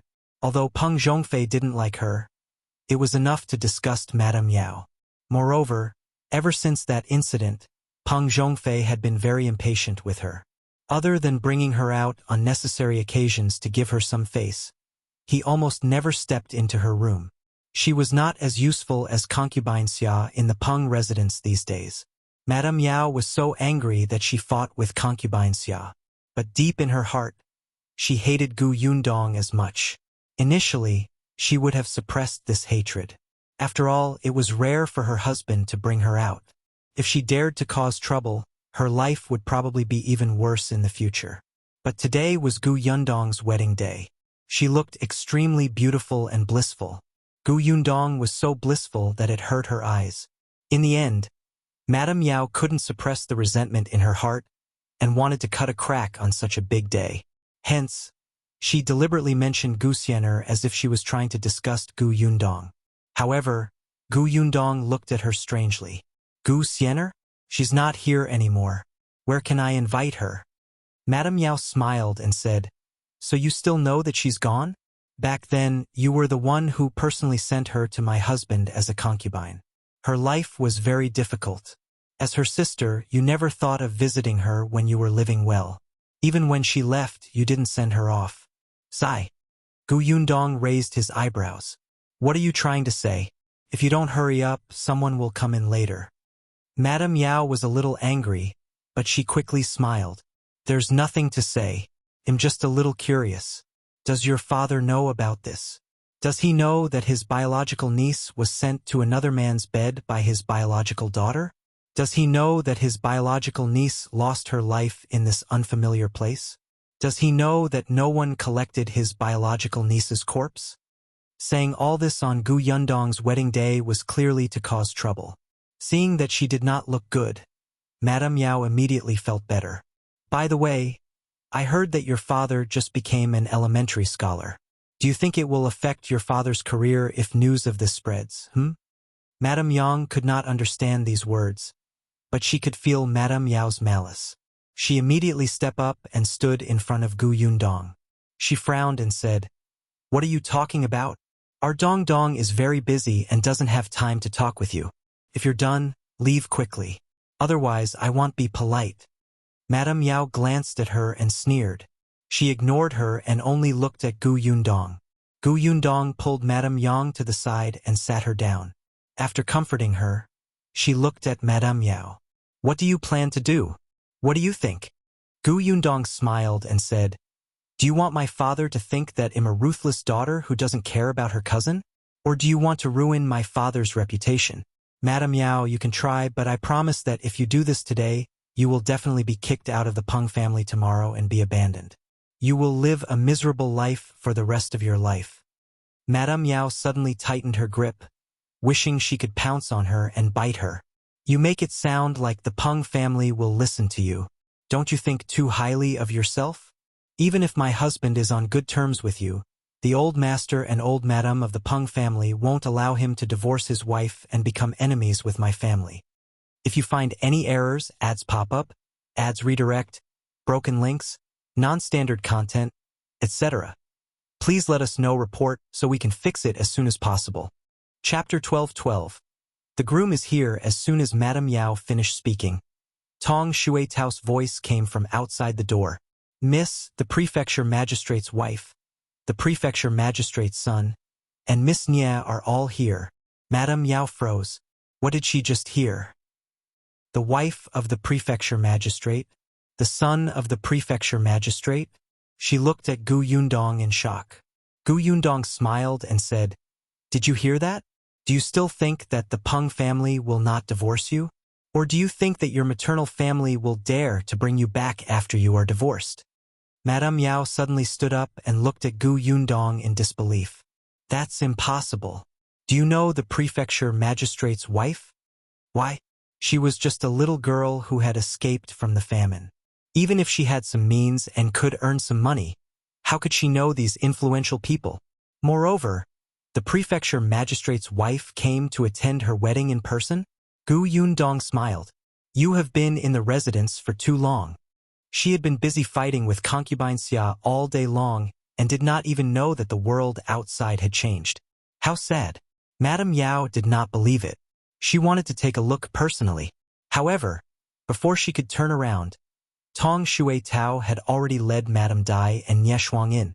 When Madame Yao's maidservant saw them, she did not dare to stop them and shrank to the side. As soon as Madame Dai entered, she held Gu Yundong's hand affectionately and said, I'm late. It's all Wenhuo's fault. He stayed in the county yesterday. When he woke up in the morning, he insisted on going to the wonton shop in the east of the city to eat wontons. He said that he had eaten once last time and even wanted to drag us along. Gu Yundong smiled and said, "It's not too late. It's not the auspicious time yet. I already told you to stay in my house yesterday, but you had to stay in the county city. How inconvenient. Don't. It's too troublesome for a bunch of people like us to stay in your house. It's fine to stay in an inn. Last time, I went to your house and walked around Yongfu village. I hadn't seen much of the county city yet, so I could take this time to stroll around. There were more than 3 people when Madame Dai and the others went out. There were also more than 10 maidservants, old women, guards, and coachmen." Nye Shuang nodded. That's right. The county city is quite fun." Madame Dai hurriedly brought her gifts over. She had given the bride a pair of jade bracelets. One look and everybody could tell that they were of very good quality. They must be very expensive. Nye Shuang had given the bride a hairpin. According to her, she had bought it when she went back to the capital last time. She had liked it at first glance and felt that it was especially compatible with Gu Yundong. She had brought it back and was waiting to use it today. She also brought a pair of earrings that Miss Bao had given her. Miss Bao had something to do at home, so she did not attend her marriage. The room was filled with laughter. It was obvious that they were very close. Madame Yao, who had already retreated to a corner, felt her entire body turn cold. She had seen Madame Dai before. It was definitely Madame Dai. There was also Miss Nye. In the prefecture capital's Nye residence, she was someone the Peng family did not dare to reach. They actually had such a good relationship with Gu Yundong? How was that possible? If Gu Yundong's backer was them, then the Peng family might really abandon her. Gu Yundong took the time to glance at Madame Yao. Madame Yao's expression changed drastically and she suddenly lowered her head. Gu Yundong knew that she would not dare to cause trouble again. Madame Dai was a meticulous person. She also looked at Madame Yao, but she did not say anything. Instead, she spoke patiently to Madame Yang. At this moment, there was the commotion of the groom coming to pick up the bride. The groom is here. If you find any errors, ads pop up, ads redirect, broken links, non-standard content, etc., please let us know report so we can fix it as soon as possible. Chapter 12:13. Blocking the door with a splash. Many people rushed in. Eldest Aunt Gu asked Gu Yundong to quickly cover her head. She sat by the bed and waited quietly. Madame Dai, Nye Shuang, and the others also walked out of the room. Madame Yao also took advantage of the chaos to go out. She didn't dare to have any other thoughts. She went out to look for Peng Zhongfei, but she didn't expect to hear that Peng Zhongfei had gone to the Xiao family. She immediately felt choked in her heart and almost spat out a mouthful of blood. She wanted to leave the Gu family, but the door was already closed. There was a group of people blocking the door. There were 3 small stools with 3 people sitting on them. Yunshu, Yunka, and Yuenji sat facing the door like vanguards. Behind them stood the Zhang siblings, Niu Dan and Lu Dan, as well as Lu Yi, Qin Anning, Lu Hongqiao, and the other children. The people who came to watch the show were stunned. They did not expect that the people blocking the door were all children. This made Gu Xiaoxi, Qin Shu, Nye Shuang, Shun Sidian, and the others, who had originally planned to stop them, retreat to the back. The corners of their mouths twitched as they looked at this group of children. The onlookers laughed out loud. The entire courtyard was bustling with activity. Madame Dai watched from afar and could not help but say to Aunt Ko, "Can the children block it?" With those children around, the people outside won't dare to push the door open. Madame Dai raised her eyebrows. That was true. As she was thinking, a loud shout came from outside the door. "The groom is here to pick up the bride. Open the door." Upon hearing this energetic voice, everybody knew that it was Lu Wei. Yun Shu, who was sitting in the middle of the stools, stood up from the small stool. With his hands on his hips, he shouted outside the door, "If you want to marry my sister, you have to pass my tests first." Yes, yes, yes, pass the tests first. The children's tender voices followed. Lu Wei, who was outside the door, laughed. He moved closer to the nervous Xiao Qingyuan and said, "Don't worry. I've already asked Lu Yi to inquire about the tests from Yunshu. It's just poetry and poking and such. You have Brother Dai and me by your side. We can help you through. With that, he shouted at the door, "All right, then set the questions. All right, listen up." Yunshu patted his new clothes and coughed lightly. He raised his chin slightly and made a very handsome posture for himself before saying, "May I ask why a shop assistant's son has never called him father?" Everyone was speechless. Huh? Xiao Qingyuan slowly turned his head and looked at Lu Wei, who was eager to answer but turned stiff because of the unexpected question. Poetry and poking? Lu Wei slowly closed his chin and laughed dryly. I was deceived by that brat Lu Yi. That spy. Hee hee. Hee hee. Dai Wenhua couldn't help but roll his eyes and say, "Think of the answer first." Lu Wei nodded. Yes, yes, yes. Think about the answer first. Then, he shouted at Xiao Wen, Xiao Wu, Xiao Shuang, Xiao Quan, the two Tao brothers, Peng Zhongfei, and a large group of villagers who had come to watch the show. Everyone, help think about it. Not only them, but even the people behind the door were lowering their heads to think of the answer. What was going on? Why didn't his son call him father? I got it. Lu Wei shouted from outside the door. Because the shop assistant doesn't treat his son well. His son hates him and refuses to call him father. If you find any errors, ads pop up, ads redirect, broken links, non-standard content, etc., please let us know report so we can fix it as soon as possible. Chapter 12:14. Brainstorm. No, no. Yunshu shook his head. Next. Dai Wenhua frowned and guessed. Could it be because this child was adopted by the shop assistant? He hasn't had the time to change his words? That's not right either. Peng Zhongfei immediately shouted. I know. It must be because the shop assistant was cheated on by his wife. This son belongs to old Wang next door. Everyone was speechless. Xiao Qingyuan, Lu Wei, Dai Wenhua, and the others silently turned to look at Peng Zhongfei. They had the urge to beat him up. Lu Wei even reached out and pointed at him. Are you stupid? How could a child like him come up with such a question? Peng Zhongfei was unconvinced. Do you dare to say that you didn't have such thoughts just now? Anyway, this was the first answer that came to his mind after he heard the question. Lu Wei and the others fell silent. To be honest, they also felt that this was the standard answer. However, Yunshu snorted again. That's not right. None of them were right? Everyone could only lower their heads and start thinking hard. Xiao Qingyuan's fingers moved slightly, and he suddenly smiled. Lu Wei's eyes were sharp. He immediately asked, Did you think of it? Yes. Xiao Qingyuan nodded and took a step forward. He didn't have a loud voice like Lu Wei, but when he spoke, his voice was powerful. Because the shop assistant is a female, her son naturally can't call her father. Everyone was stunned for a moment before clapping. That's right. Why didn't they think of it? Wasn't there a few female workers in Gu Yundong's milk tea shop? Even Madame Dai and Nye Shuang had enlightened expressions. To think that they were the owners of the milk tea shop. They did not think of such a simple answer. Yunshu was slightly satisfied. Yes, you got the first question right. The people outside the gate instantly became excited. Very good. Very good. The first battle had been won, and everything would definitely be smooth sailing in the future. Everyone was full of confidence as they waited for the second question. The second question was set by Yuanji. May I ask, Denyo looks ordinary and there's nothing special about him, but he wouldn't blink for hours. How does he do it? Everyone was speechless. Where did you guys find these strange questions? How are you going to answer them? Lu Wei racked his brains for a moment and said, I understand. Denyo has an eye disease. That's not right.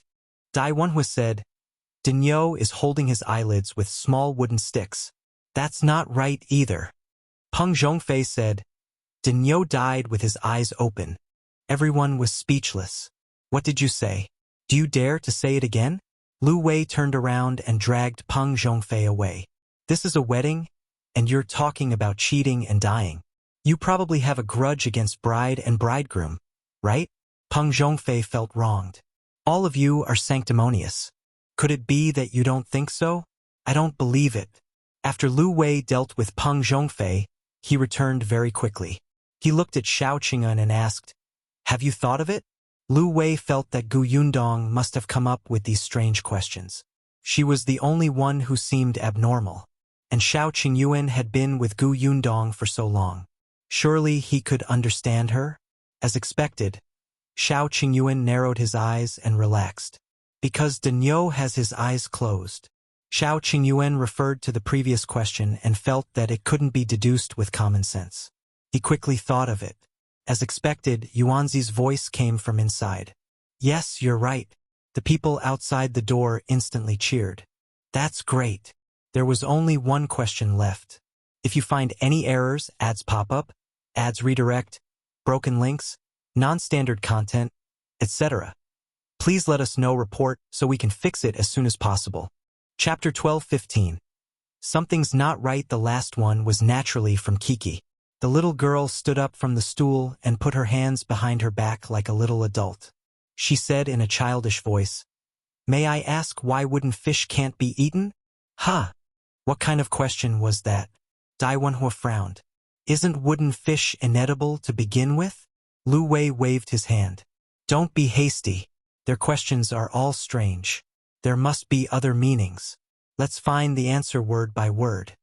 The others nodded and began to think hard. Yunshu and Yuanji, who were behind the door, were also stunned for a moment. They looked at each other.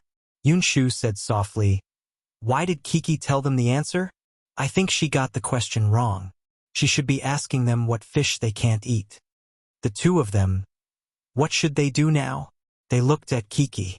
She looked very confident and happy. After a while, she even skipped over to Yunshu. "Second brother, I'm so happy. I can be a female teacher for once. Wasn't the question I asked just now especially good?" Yunshu's face instantly turned serious. He patted the little girl's head and nodded firmly. "Yes, Kiki is especially good. That question just now was very good." Yuanji also nodded. "Look, there's no movement outside. Everyone is stumped by you." The little girl was even happier. She patted her small chest. "That's right. Your questions are too simple. Sure enough, you still have to rely on me." The two brothers nodded vigorously. After the little girl turned her head, they whispered, "What should we do? If cousin-in-law can't answer, my cousin won't be able to get married. This is fine. My brother-in-law will definitely think of a way." That being said, there was no sound coming from outside. They were very anxious. Lu Wei, who was at the door, was also anxious. He asked Xiaoqing in a low voice, "Have you thought of it?" Xiaoqing Yuan frowned. "I don't think this question is right." Damn. None of the three questions they came up with were right? Xiaoqing Yuan still felt that something was wrong. It was getting late, and he really couldn't find the direction. After a pause, he could only carry out Plan B. He gave Dai Wenhua a look. The latter immediately walked to the side and looked at the high wall in front of him. Although the wall was quite high, it was not a problem for him. Therefore, he jumped up and stepped on the wall to climb up. On the other side of the door, Lu Wei also stuck out his butt and said through the gap in the door, "Kiki, we really can't think of anything. How about this? How about we give you red packets?" Kiki was about to shake her head. They had already figured out the answers to the questions, so they had to think of her questions. However, when the villagers in the courtyard heard about the red packet, they seemed to be on steroids and shouted, "Hurry, hurry, hurry. If you can't figure out the answer, give us the red packets." Seeing that Kiki was unhappy, Yunshu quickly rushed forward and whispered to her, "Your questions are too difficult. Let's let them compensate us with red packets. If it's too late, we'll miss the auspicious time."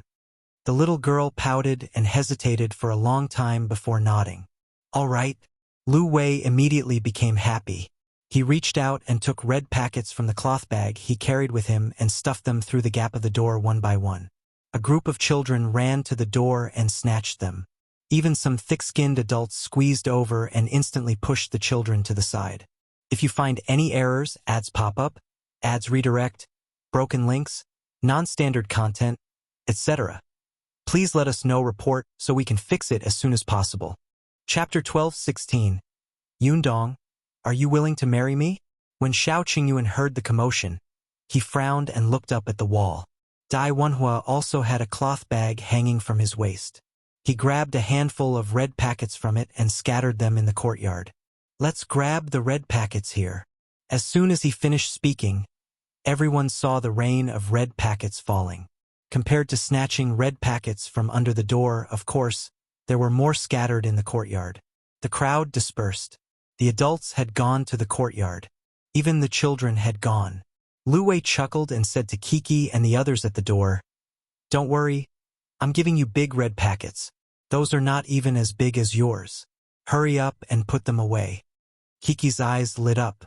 She hurriedly nodded and placed the red packets into her small bag. Then, she waved her small hand domineeringly and said to her brother, "All right, open the door. Let them in." Yunshu and Yuanji were speechless. "Aren't you too easily bribed?" However, she was not the only one who was bribed. Soon, 2 adults ran over and removed the bolt. Then, they carried the 3 children and stood to the side. As soon as the door opened, the people outside instantly rushed in. Yunshu and Yuanji were dumbfounded. Could it be like this? Xiao Qingyuan walked in elegantly in a red wedding suit. His usually indifferent face was filled with joy, and there was a smile at the corners of his eyes. As soon as he entered, he reached out and rubbed the children's heads. He took out 3 big red packets from his sleeve and placed them in their hands. After the 3 children accepted the red packets, Xiao Qingyuan strode towards the new house. The sound of firecrackers could be heard outside the door. Along the way, someone shouted, "The groom is here! Hurry up, the groom is here!" Gu Yundong, who had been sitting in the room and listening to the commotion outside, suddenly felt her heart beating rapidly. Her fingers subconsciously tightened around the wedding dress. Gu Dafeng quickly reached out to pull her and said softly, "Calm down." She couldn't calm down. Xiao Qingyuan entered and saw the person sitting on the edge of the bed. She was wearing a bright red wedding dress and had a red veil over her head. She sat there obediently like a painting. Xiao Qingyuan's throat instantly became dry. He swallowed hard before slowly taking a step forward. Many people in the room were talking. There were Madame Yang's eldest Aunt Gus, the bridesmaids, and others who followed in and asked for red packets. Xiao Qingyuan did not seem to hear these voices. He walked towards Gu Yundong step by step. When he reached the front, he suddenly squatted down. The room instantly fell silent as everyone turned to look at them. After a while, Xiao Qingyuan asked in a low voice, "Yundong, I'm here to marry you today because I love you. In the future, I'll definitely treat you wholeheartedly and have no second thoughts. You'll be the only one in my life. No matter what happens in the future, I'll share blessings and difficulties with you. I won't leave you. From now on, you'll be in charge of the family. You'll control the family assets. When we have children, we'll educate them together. In that case, are you willing to marry me?" Everyone looked at him in shock. This matter was already set in stone, but Xiao Qingyuan still made such an oath. Everyone present was shocked. Gu Yundong did not expect him to say such words. Her eyes turned hot. After a while, she nodded slowly. Xiao Qingyuan's nervousness was instantly appeased. The smile on his face widened before he stood up. "If you find any errors, ads pop up, ads redirect, broken links, non-standard content, etc., please let us know report so we can fix it as soon as possible." Chapter 12:17. Entering the bridal chamber, Gu Yundong was helped up by the bridesmaid and Tong Shuitao and left the house. When the group arrived at the central room, Gu Dajiang and Madame Yang were already sitting in the middle. Gu Yundong couldn't see their expressions, but she knew that Gu Dajiang must be filled with reluctance. "Yundong." Gu Dajiang stood up and walked in front of her. He looked at his daughter and instantly choked. In the end, he still couldn't bear to part with her. Even though the place she was going to was just next door, it was still different. Gu Dafeng patted him. Gu Dajiang took a deep breath and gritted his teeth. "From now on, you're the daughter-in-law of the Xiao family. You're Qingyuan's wife. If you suffer, come back. They'll stand up for you. Gu Dafeng tugged at him. "What are you talking about?" Gu Dajiang paused and took another breath before continuing. Qingyuan is a good person. He's quite good. He's good at both liberal and martial arts and is decisive in his actions. Father hopes that the two of you will be harmonious in the future. You will love and respect each other. You have to be considerate when you encounter things. You'll grow old together, understand? Gu Yundong's eyes stung even more. After a while, she hummed softly. Father, I know. Gu Dajiang looked at Xiao Qingyuan. I'll give my daughter to you. Father, don't worry. I'll take good care of Yundong and not let her suffer. I'll dote on her and love her. Gu Dajiang exhaled and looked at Madame Yang. Madame Yang held Gu Yundong's hand tightly, as if she finally realized that Yundong was getting married. Tears streamed down her face. Dong, don't go. Gu Dajiang held back his reluctance and helped Madame Yang back slightly. Then he waved his hand. All right, don't miss the auspicious time.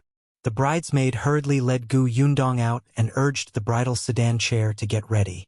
Gu Yundong walked a few steps and turned around. Hearing Madame Yang's cries, she could not move her feet. The bridesmaid began to urge her a second time and finally helped her out of the central room. Gu Dajiang and Madame Yang chased after them for a few steps. The firecrackers outside were even louder, and the guests' voices were lively. Seeing Gu Yundong get into the bridal sedan, Gu Dajiang finally couldn't help but turn around and return to his room. Madame Yang was stunned and hurriedly followed.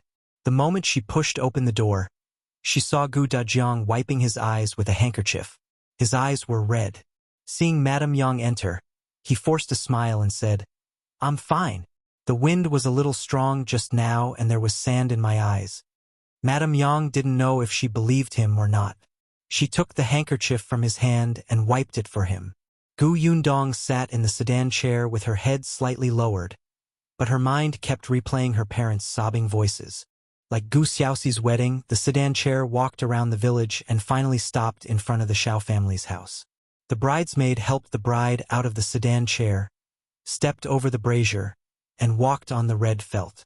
Finally, she stood on the right side of the wedding hall. Xiao Qingyuan stood on the left, holding the red silk in his hand. He and Gu Yundong held it on both sides. When no one was paying attention, Xiao Qingyuan gently squeezed Gu Yundong's hand. Gu Yundong wanted to glare at him, but there was a red veil in front of her face. Suddenly, she heard the host's voice. One bow to heaven and earth. The bridesmaid supported her and guided her to turn around. Second bow to the parents. Xiao Qingyuan's parents weren't around either, so they continued to bow outside. Third bow to each other. Send them to the bridal chamber. As soon as the host finished speaking, Xiao Qingyuan couldn't stop smiling.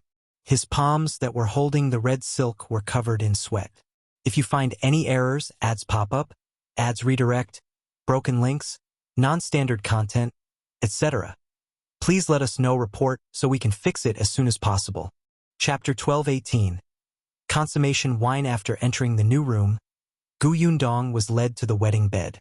She heard the shouts of the crowd. The veil is to be removed. The groom quickly removed the veil. A scale was immediately stuffed into Xiao Qingyuan's hand. He grabbed the scale and was extremely nervous. The bridesmaids' congratulations and urging sounded in his ears. Someone pushed him. Xiao Qingyuan suddenly took a step forward and stood in front of Gu Yundong. He slowly took a deep breath and placed the scale under her veil. After a while, he gently pulled it away. Gu Yundong looked up. At that moment, Xiao Qingyuan felt that his breathing had stopped. Someone beside him exclaimed, "Wow! The bride is so beautiful." Yes, she was so beautiful. Xiao Qingyuan had never seen such a beautiful Gu Yundong. He felt that his throat was extremely dry and itchy. When the people standing in the room saw this, they could not help but cover their mouths and laugh. The bridesmaid even pulled him and asked him to sit with Gu Yundong. Xiao Qingyuan looked at her intently until there was a glass of wine in his hand. Gu Yundong laughed. Why did he become so silly? "This is consummation wine," the bridesmaid said with a smile. "Drink this consummation wine and wish the bride and groom a long and happy marriage." Xiao Qingyuan suddenly came back to his senses and looked at the wine in his glass. The corners of his lips curled up. Gu Yundong's arm circled around his. The two of them looked up and finished the wine in their glasses. All right. May the bride and groom live happily ever after. Unity of heart and a life of harmony. The blessings came one after another. There were so many people in the room that it was impossible to tell who had said it. Dai Wenhua was smart. The cloth bag hanging on his waist was still there. He would give a red packet to anyone who said anything. For a moment, the atmosphere in the room became even more enthusiastic. Xiao Qingyuan secretly heaved a sigh of relief.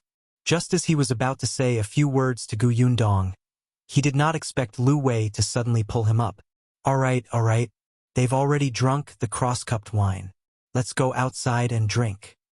Xiao Qingyuan only had time to glance at Gu Yundong before he was pulled out by Lu Wei. As the two houses were close and the people invited knew each other, the courtyard was filled with tables, be it the Gu family or the Xiao family. Almost all the villagers of Yongfu village were here. Everyone was already eating at the table. Xiao Qingyuan was brought to the main table by Lu Wei, who forced him to eat 2 mouthfuls of food before toasting him. He had already planned this. When Gu Xiaoxi got married, because Chang Yaya was pregnant, it was not good to get him too drunk. However, it was different now. Gu Yundong was healthy and had high martial arts skills. It did not matter even if Xiao Qingyuan was drunk. Gu Yundong would definitely be able to handle it. Lu Wei expressed that he was fearless. He waved at Xiao Wen. Bring me a jar of wine. All right. Xiao Wen turned around excitedly. After a while, he and Xiao Wu each brought back a jar of wine. Lu Wei chuckled at Xiao Qingyuan. Come. Fill your young master's cup. Xiao Wen took a bowl and filled it up. Lu Wei stood in front of Xiao Qingyuan, who looked at him coldly. Lu Wei was not afraid. Today is your big day. It's fine if you didn't give me face in the past, but if you don't drink today, it's equivalent to not giving your wife face. Isn't that right, everyone? With someone taking the lead, the others cheered on the spot. That's right. If you find any errors, ads pop up, ads redirect, broken links, non-standard content, etc., please let us know report so we can fix it as soon as possible. Chapter 12:19. He didn't dare to try. Xiao Qingyuan glanced at the bowl of wine and looked at Lu Wei meaningfully. You won't regret it? I won't regret it. Lu Wei shook his head. Although he was anxious, it didn't matter.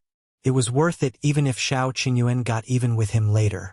Xiao Qingyuan nodded, took the bowl of wine, and drank it. Good.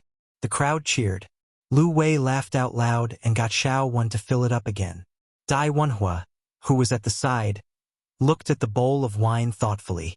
He paused and suddenly sniffed the jar of wine when Xiao Wen was not paying attention. Xiao Wen was shocked and immediately took 2 steps back. Then, he looked at Dai Wenhua with a dry smile and pretended that nothing had happened. Dai Wenhua smiled. Yes, it smelled like alcohol, but it was very faint. There were other smells mixed in.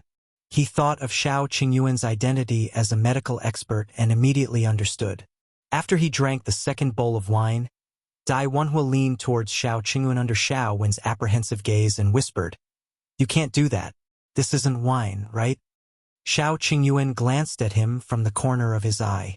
He didn't feel guilty or flustered at all after being exposed. He also said softly, I rarely drink. My alcohol tolerance is too low, and I get drunk easily. If I get drunk, wouldn't it be bad if I spout nonsense and say something I shouldn't say? Dai Wenhua was speechless. This was a threat. That's right.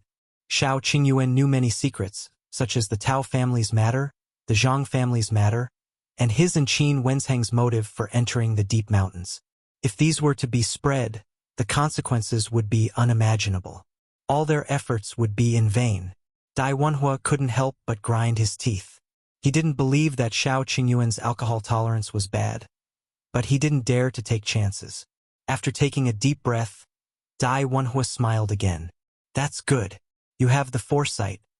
Thank you for the compliment. Xiao Qingyuan nodded and drank the third bowl of wine. Dai Wenhua found it strange that this thing could make people blush after drinking it. It was amazing. Lu Wei didn't notice anything wrong at all. Xiao Wu was pouring wine for the other guests, so his jar of wine was naturally real. There were a lot of people and it was noisy. In the bridal chamber, Gu Yundong could hear Lu Wei's loud voice. She was holding a bowl of boiled eggs with brown sugar. Dong Xilan had brought it to her just now. There were only her, Dong Xilan, and Tong Xuetao in the room. Gu Yundong ate very slowly. There were too many things on her head and they were very heavy. She wanted to take them down, but Dong Xilan stopped her. Take your time. Eat some rice to fill your stomach after you're done. I don't know when the commotion outside will end. Thank you, Auntie. What are you thanking me for? Dong Xilan looked at her lovingly. It's my greatest wish to see you and Qingyuan get married and grow old hand in hand. As she spoke, she was a little sad. In the past, I was always worried that Qingyuan would be alone for the rest of his life. He would grow old alone and not even have a companion. Until he met you. You didn't care about his bad reputation or his unlikable personality. You accompanied him to open a shop and build a house. I was so happy to see the two of you getting together. She patted Gu Yundong's hand. Don't worry. I know Qingyuan. He's a good child. You stayed by his side when he had nothing. No matter how promising he is in the future, he will dote on you and love you. He won't let you down. If you find any errors, ads pop up, ads redirect, broken links, non-standard content, etc., please let us know report so we can fix it as soon as possible. Chapter 12:20. Feed me. Gu Yundong finished the last of her sugar water and smiled. I know, Auntie.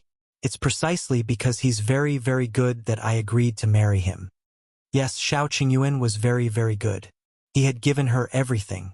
He could put his life in her hands. It was actually not easy to meet such a person in this life. After the brown sugar egg was finished and the meal was over, Dong Xilan tidied everything up and asked Tong Xuetao to help Gu Yundong sit on the bed again. She carried the bowl and chopsticks out.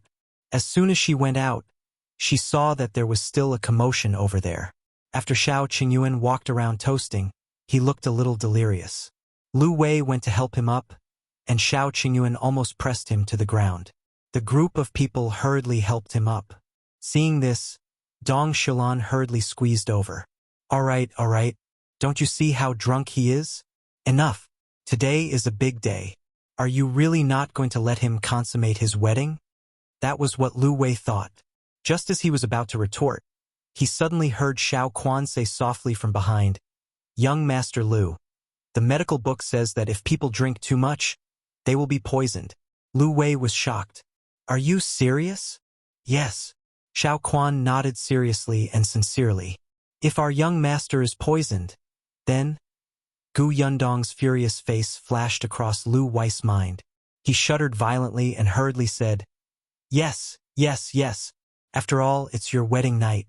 We're good brothers. We can't let him have a bad time, right? After that, Lu Wei and Dai Wenhua helped Xiao Qingyuan back to his chamber. Gu Yundong looked at the drunk Xiao Qingyuan in surprise. Before she looked at him, Lu Wei quickly said, He drank a little too much. Take care of him. Well, leave first. We won't disturb you. With that, he quickly left with Dai Wenhua. Dai Wenhua looked at him in amusement. Why do I feel that you're more afraid of Gu Yundong? Lu Wei looked like he was ignorant. If I offended Xiao Qingyuan, at most, he would beat me up. If I offend Gu Yundong, she will plot against me. Dai Wenhua was enlightened. So you dare to force Xiao Qingyuan to drink? But you don't dare to disturb Gu Yundong's bridal chamber? It was good that everyone knew this in their hearts. There was no need to say it out loud, right?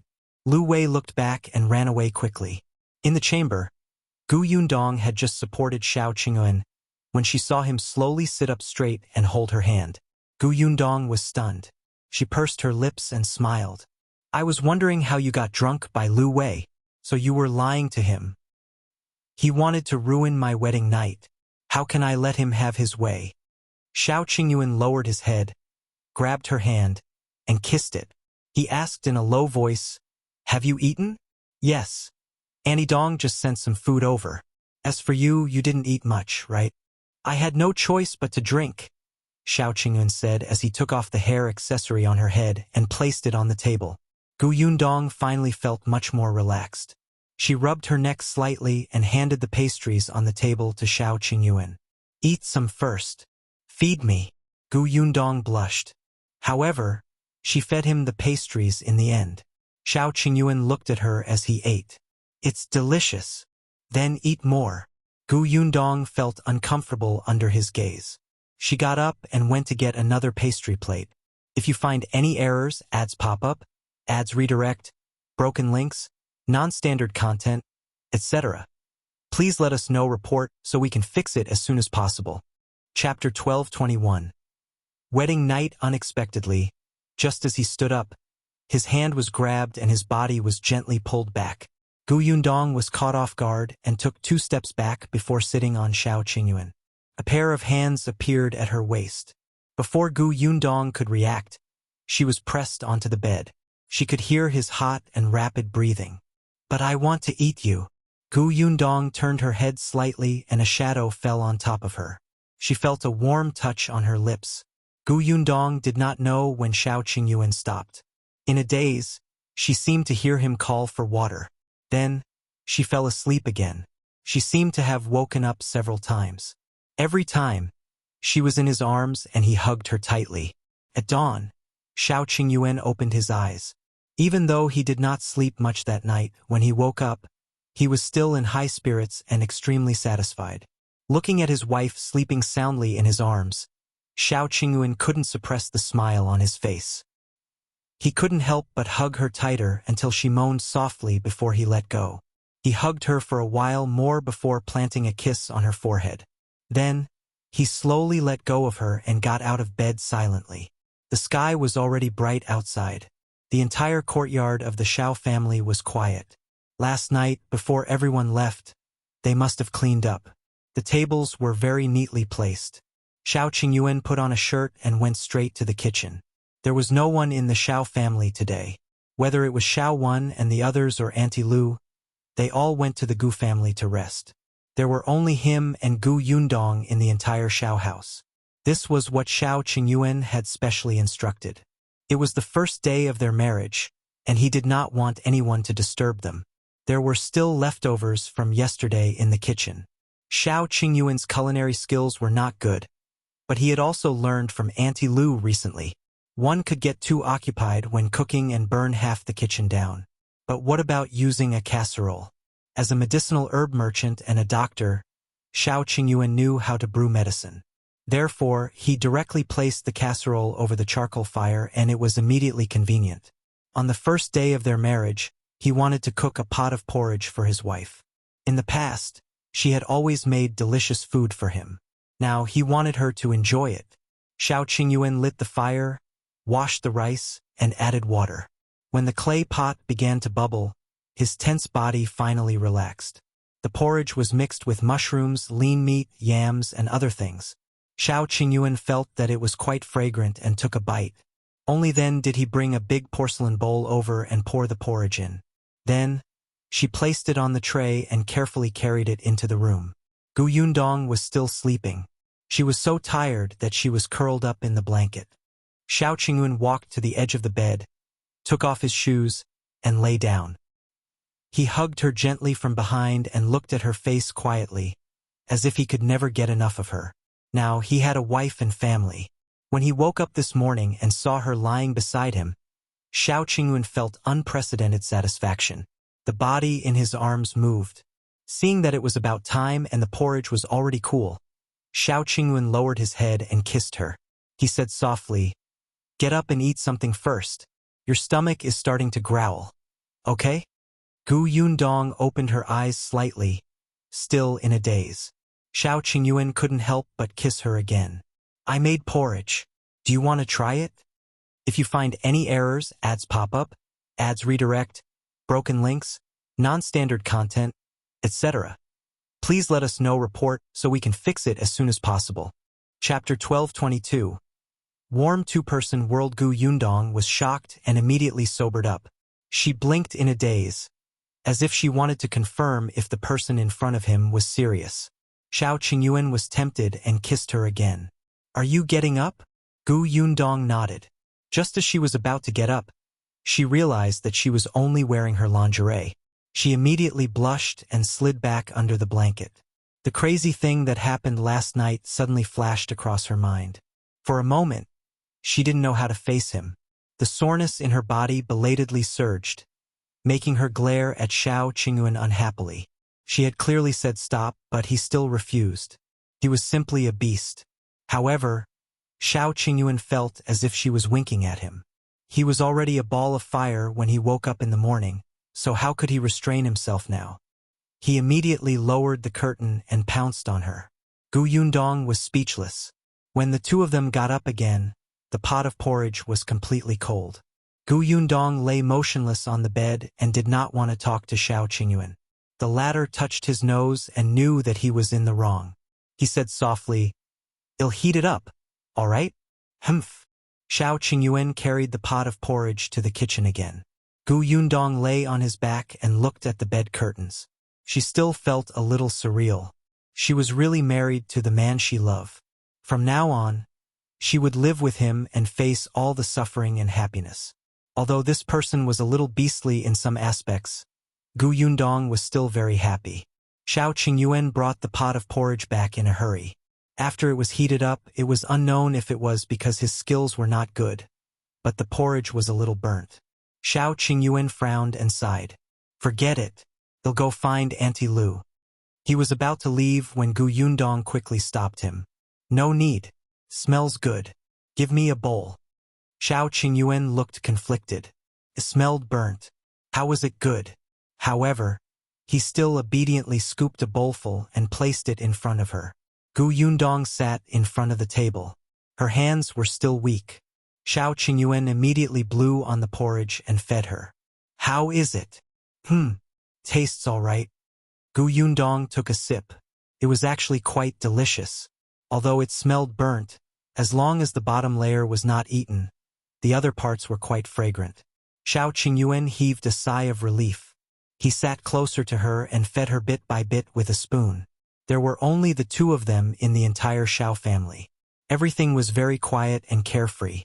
After lunch, it was already past noon. The two of them leaned against each other under the grape trellis and read for a while. Xiao Qingyuan was holding a medical book, while Yundong was holding a storybook. Occasionally, the voices of the villagers could be heard from next door. Now, the area beside the Xiao family was no longer empty. On the right was the Zhang family, and on the left was a family who had built a house not long ago. At this moment, the woman in this family was scolding her son, who was playing everywhere. Yundong found it interesting and could not help but narrow her eyes. Xiao Qingyuan lowered his eyes and kissed the corner of her mouth. The two of them wandered for the entire afternoon. At night, Yundong cooked noodles. Xiao Qingyuan was especially satisfied. At night, he was full of energy and wanted to pull Yundong along. However, on account of her first taste of human affairs and the fact that she was returning home tomorrow, he decided to rest early. The next morning, Yundong was indeed much more energetic. If you find any errors, ads pop up, ads redirect, broken links, non-standard content, etc., please let us know report so we can fix it as soon as possible. Chapter 12:23. We're going to the capital too. The Xiao family and the Gu family were only a few steps apart. So after the two of them got up and tidied up, they knocked on the Gu family's door not long after. Gu Dajiang and Madame Yang had been waiting for a long time. When they saw Yundong, their eyes couldn't help but sting. Although she had only been married for a day, it was still very uncomfortable to suddenly have one less person in the family. The children, in particular, pulled her along and started chatting. Yundong was dragged away by her younger siblings while Xiao Qingyuan chatted with his father-in-law and the rest. The atmosphere was rather harmonious.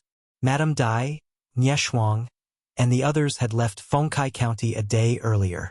Lu Wei and the others had also returned to the county. The rest were all family. During lunch, Qin Shu came over. He had gone to the county city to buy things yesterday. Previously, he had been a spy for Qin Wenzheng and had received some rewards. He had money in his hands. He had to make a trip back to Qinan village after buying the gifts. He would leave today. When passing by Yongfu village, he came to Yundong and Xiao Qingyuan to bid farewell. Qin Shu was very reluctant.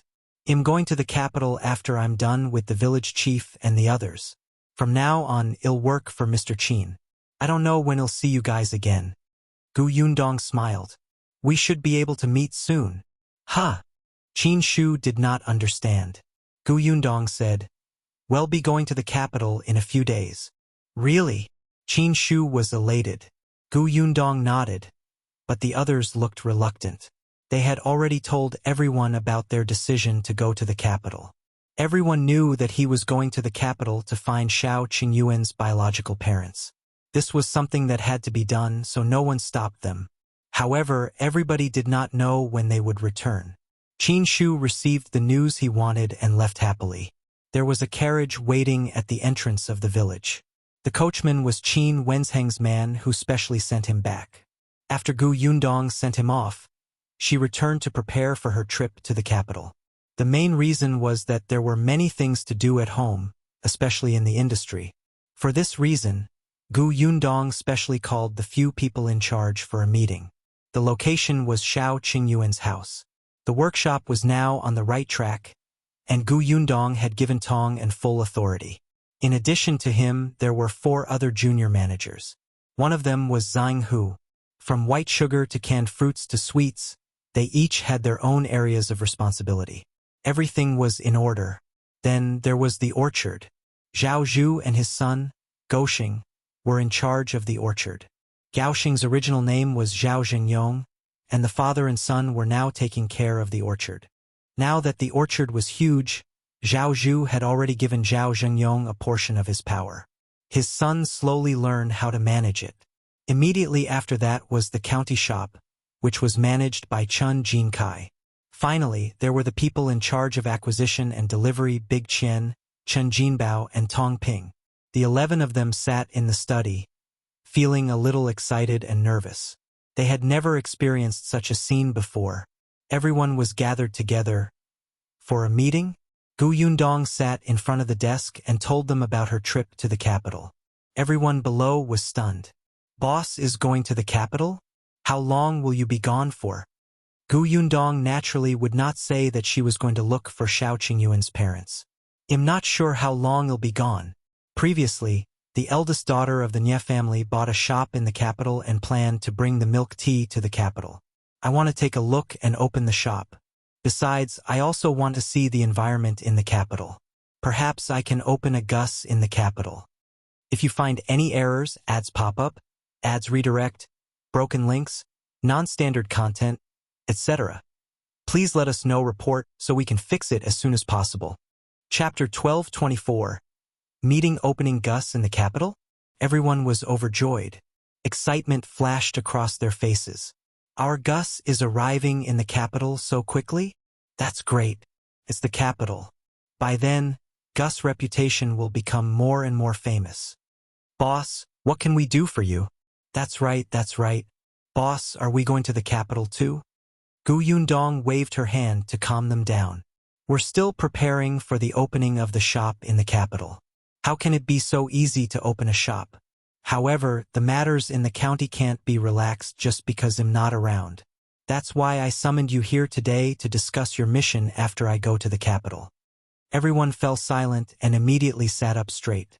Gu Yundong looked at Tong and I'll leave the workshop to you. If there's anything you can't resolve, you can look for the village chief. In Yongfu village, Uncle Chen's words carry a lot of weight. If you really can't resolve the problem, get someone to send a letter to my father. He will have a way. Tong and nodded solemnly. Yes, Mississippi, he said in an exceptionally serious tone. Tong and will definitely not let Miss down. Gu Yundong then said to the 4 junior managers, each of you is responsible for a job, so you have a huge responsibility. For food producers, the most important thing is to be clean. I don't want the workshop to be dirty and messy, and I don't want to follow in the footsteps of the Zhang family. Boss, don't worry. We won't do anything heartless. Gu Yundong nodded and then looked at Zhou and his son. I'll leave the orchard to you. There are many fruit trees planted this year. You can recruit more people when picking the fruits. Don't let the fruits rot in the ground. All right, boss. Gu Yundong did not know much about the orchard, so she wouldn't point fingers. She trusted Zhou. Next was the matter in the county city's Gus shop. She looked at Chen Jinkai. The business of the shop is getting better and better now, but there are no lack of blind people looking for trouble. If it can be resolved, it can be resolved. If it can't be resolved, you can ask Uncle Lu for help. Yes, boss. Finally, it was time for purchase and delivery. Gu Yundong looked at Big Qian. You're already familiar with those fruit farmers, and you're also flexible. I'm not worried about this. I'm just worried that some people will raise the price on the spot when they see that business is good. Although you've already signed the contract, you can't guarantee that you'll be 100% assured. You should have a bottom line in your heart. If they cross the line, you'd rather not buy those fruits. Big Qian agreed. Don't worry, boss. We have our own orchard now. Those people will suffer if they destroy the contract. They'll pay attention. That's good. Finally, it's time for delivery. Gu Yundong said to Chen Jinbao and Tong Ping, the products produced by our Gu family have always been scarce and eye-catching. You're quite familiar with the route. But just because it has been peaceful doesn't mean that it'll be fine later. Be careful on the way. The two of them immediately nodded. In fact, they had heard some rumors before that someone was recruiting people to intercept the goods on the way. However, they had also hired people from the escort agency to follow them. There wouldn't be any major problems for the time being. I'm almost done. You're all working for the Gu family. Even though everyone is in charge of different areas, no matter what, a problem on one side will affect other aspects. I hope you can help each other and work together to solve the problem. Yes, boss. Gu Yundong heaved a sigh of relief and left after giving some more instructions. If you find any errors, ads pop up, ads redirect, broken links, non-standard content, etc., please let us know report so we can fix it as soon as possible. Chapter 1225. Her mother is too cute on the other side. Xiaoxi had already finished talking to the shopkeeper of the medicinal shop. He had also hired some people to be in charge of communicating with the farmers to buy medicine, plant medicine, concoct medicinal herbs, and run the pharmacy. Before he went to the capital, he had to make arrangements clearly. After settling the business matters, Gu Yundong and Xiaoxi went to the county city. Qin Wenzheng had already left and returned to the capital. There was still a teacher in the school who continued to educate Yunshu and the others. Gu Yundong and Lu Wei went to the Lu residence. When Lu Wei saw them, he rushed forward excitedly and said, "Let me tell you something." Seeing how mysterious he was, Gu Yundong could not help but roll her eyes. "Tell me." Peng Zhongfei's wife has been sent to a temple outside the city to cultivate for half a year. Gu Yundong was surprised. "You mean Madame Yao? Why?" Lu Wei had a look of "you're pretending to be innocent" on his face. "Isn't it all because of you?" Gu Yundong frowned. "Because of her?" The last time she interacted with Madame Yao was on the day of her wedding. As expected, Lu Wei couldn't wait to speak. "On the day of your wedding, did that Madame Yao go to look for you? She even threatened you?" Xiao Qingyuan raised his eyebrows. "Madame Yao went to threaten you? Why didn't he know about this?" Gu Yundong waved her hand. "It's all right. She's just talking. She doesn't dare to respond to my words." As she spoke, she asked Lu Wei, "Who said that she threatened me?" "Oh, your mother." Gu Yundong. "That's right. Other than her and Madame Yao, Madame Yang was also in the room. Although her mother was ignorant, she could see clearly and knew that Madame Yao's gaze and tone were not good back then. She might not understand the meaning of Madame Yao's words, but she could remember her words and tell others in detail. At that time, Madame Yao did not take Madame Yang seriously at all. Who knew that she would fall into her hands? After Madame Yang sent Gu Yundong off to get married, she was listless. It was only when she saw Madame Yao hurriedly find Peng Zhongfei and was about to leave the Gu family that she suddenly remembered Madame Yao's hostile expression towards Gu Yundong in the new room. She rushed over, looking like she wanted to settle scores with Madame Yao. Peng Zhongfei happened to be nearby and instantly heard most of Madame Yang's words. He was so angry that he was about to explode. Alright, he knew he shouldn't have brought Madame Yao out of the door. This incompetent woman only knew how to drag him down. It was one thing to offend Gu Yundong once, but she actually wanted to find trouble with her on her wedding day. Was she tired of living? Peng Zhongfei did not flare up on the spot. After returning home, he started to settle scores with Madame Yao. Lu Wei laughed. We didn't know about this at first, but concubine Xia of the Peng family was so eager to see the world in chaos that she exposed it. Now we all know, ha ha ha ha. The corners of Gu Yundong's mouth twitched. She had not done anything yet. Madame Yao was courting death. Her mother had never mentioned this to her. Her mother was really too cute. Gu Yundong suddenly wanted to go back and see Madame Yang. So after telling the Lu family that she was going to the capital in a few days, she and Xiao Qingyuan could not wait to return to Yongfu village. They were leaving in a few days. She wanted to go back and spend time with her family. The carriage stopped at the entrance of the Gu residence. Gu Yundong had just alighted from the carriage when she suddenly heard a sound coming from inside. If you find any errors, ads pop up, ads redirect, broken links, non-standard content, etc., please let us know report so we can fix it as soon as possible. Chapter 1226. Gu Xiaoxi's way out. Gu Yundong was shocked. He exchanged glances with Xiao Qingyuan and hurried in. The voice beside her ear started to become clearer. It was Gu Xiaoxi's voice. The scholar was so angry that he fell back on the spot. He pointed at the woman and said, "You're simply twisting logic. I want to talk to you again. A good man doesn't fight with a woman." After saying that, the scholar hurriedly wanted to leave. Unexpectedly, the woman stretched out her leg. The scholar wasn't careful and tripped on the spot. He fell and was stunned. His face turned red and he cried, "Ha ha ha ha ha ha." A burst of laughter rang out. Gu Yundong had already walked to the door of the central room and could see the situation inside clearly. Her uncle stood in the middle of the central room and was telling a story vividly. He was beaming with joy and his hands and feet were waving. As for Chang Yaya, Madame Yang, eldest aunt, Bianhan, Gu Dajiang, little Kiki, and the others, they surrounded him and applauded. Gu Yundong turned her head helplessly and looked at Xiao Qingyuan. I thought something had happened. Gu Dajiang faced the door and was the first to see them. He quickly called them in. You're back? Did everything go smoothly? Everything went well. Gu Yundong walked in and sat beside Madame Yang, holding her hand. Madame Yang was stunned for a moment before she grabbed her hand and smiled until her eyes narrowed. Gu Yundong asked, "What are you doing?" "Your uncle is telling a story," Chang Yaya said. Today, when the baby moved, he started talking to the child. As he talked, it became storytelling. She did not expect things to develop like this. Initially, she was the only one listening. Later, the entire family came to listen, and all of them listened with relish. It made her not know whether to laugh or cry. Gu Yundong was surprised. Uncle is so good? Gu Xiaoxi chuckled. On the other hand, Chang Yaya said with a speechless expression, "You don't know this, but ever since he heard a story in the prefectural city, he fell in love with it.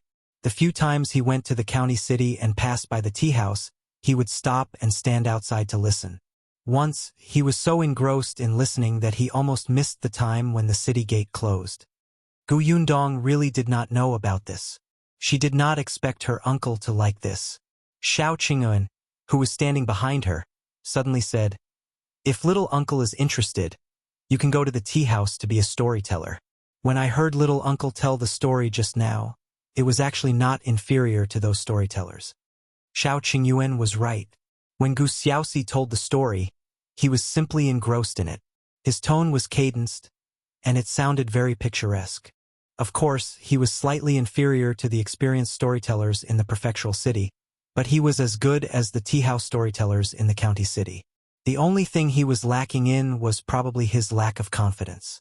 Gu Xiaoxi was only so open in front of his family. If they were in a tea house, he would probably feel restrained and uncomfortable. Furthermore, there would occasionally be unexpected situations in the tea house, and Gu Xiaoxi didn't have the ability to deal with them. But these could be trained. When Gu Xiaoxi heard that he was going to be a storyteller, he immediately waved his hand and shook his head. No. With my lousy skills, I can only tell stories to my child. How can I have the ability to go to a tea house to tell stories? I don't want to ruin other people's business when the time comes. No. He'll just farm at home." He didn't dare. He was timid. Usually, even if he went to listen to stories, he would stand at the door and listen. If you find any errors, ads pop up, ads redirect, broken links, non-standard content, etc., please let us know. Report so we can fix it as soon as possible. Chapter 12:27. Just do it. However, Gu Yundong's eyes lit up when she heard that. Sure, it's rare for younger uncle to like something. Why can't he give it a try? Although being a storyteller can't compare to doing business by himself or focusing on craftsmanship, he can get a basic salary. Occasionally, if the story is good, he can even be rewarded when he meets generous customers. Most importantly, little uncle liked it. Uncle, you're not confident now, but you'll be fine after training for a while. Moreover, you can read and speak loudly. Look, everyone surrounded you just now and was attracted by you. This means that you're very good, right? The others nodded repeatedly. Kiki clapped until her hands turned red. It's great, it's great. It's just slightly worse than my elder sister's. It's better than everybody else's. The young lady liked it the most when her elder sister told her bedtime stories in the past. She still remembered it now. In the future, when the younger brother in her aunt's stomach was born, she would tell him. Gu Dajiang agreed. It's indeed not bad. It's already very impressive to be able to memorize everything after hearing it once. Chang Yaya also thought it was a good idea. And every time you tell a story, your eyes shine. It was especially charming. Gu Xiaoxi felt a little embarrassed. Is it really that good? Gu Yundong nodded. Yes, if you're worried that you won't be able to speak in front of those guests, you can find a place to experiment first. She lowered her eyes and thought for a while. Suddenly, she clapped her hands. How about this? We can try it in our village first. Uncle knows almost all the villagers in Yongfu village. When the time comes, we can organize everyone to go to the grain sunning field in the evening. Tell everyone a story. Tell them what you heard in the county city. Anyway, it's free. Everyone will definitely like to hear it. Xiao Qingyun also said, the weather isn't too cold now, and everyone is willing to go out. Uncle shouldn't be afraid in front of people he knows, right? Gu Xiaoxi thought for a moment. Then, there's really nothing to be afraid of. He was even eager to give it a try. Gu Dafeng stood up. Let's go and find the village chief now. We'll start tonight. Gu Xiaoxi let out a huh. Then he was pulled away by Gu Dafeng. The people in the room looked at each other and then laughed. Chang Yaya was actually quite happy.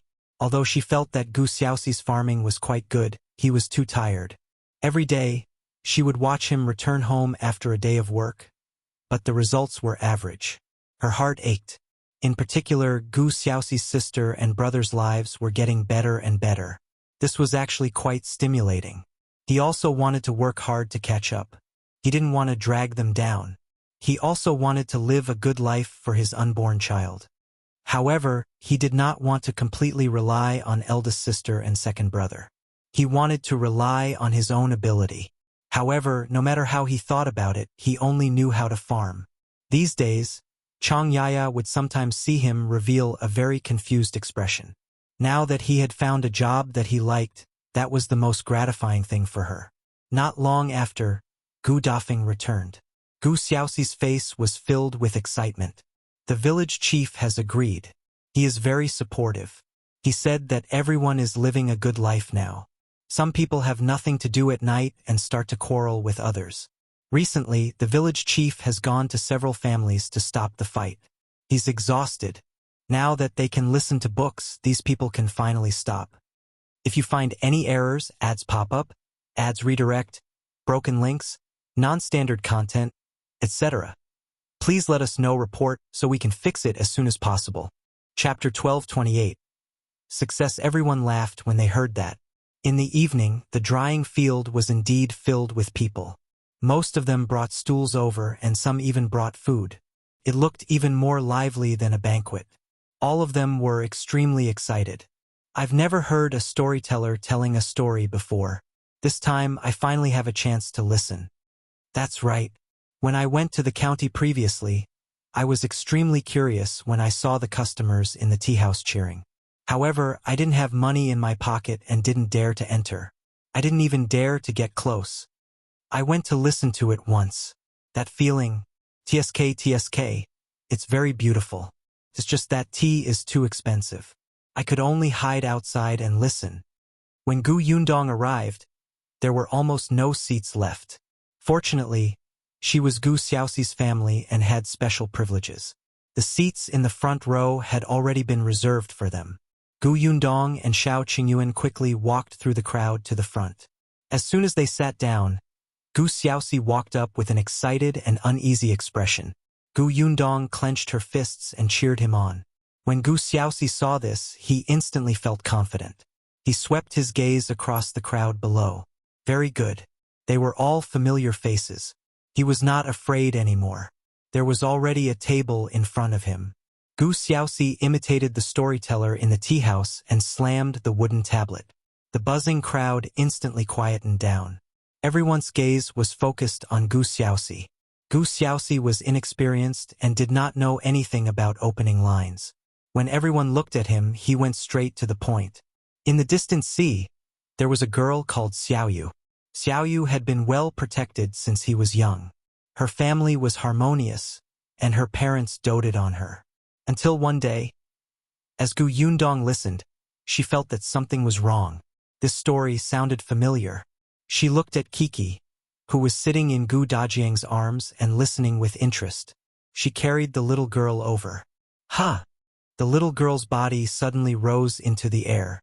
She was stunned and quickly turned her head. Seeing that her big sister was carrying her, she was immediately relieved.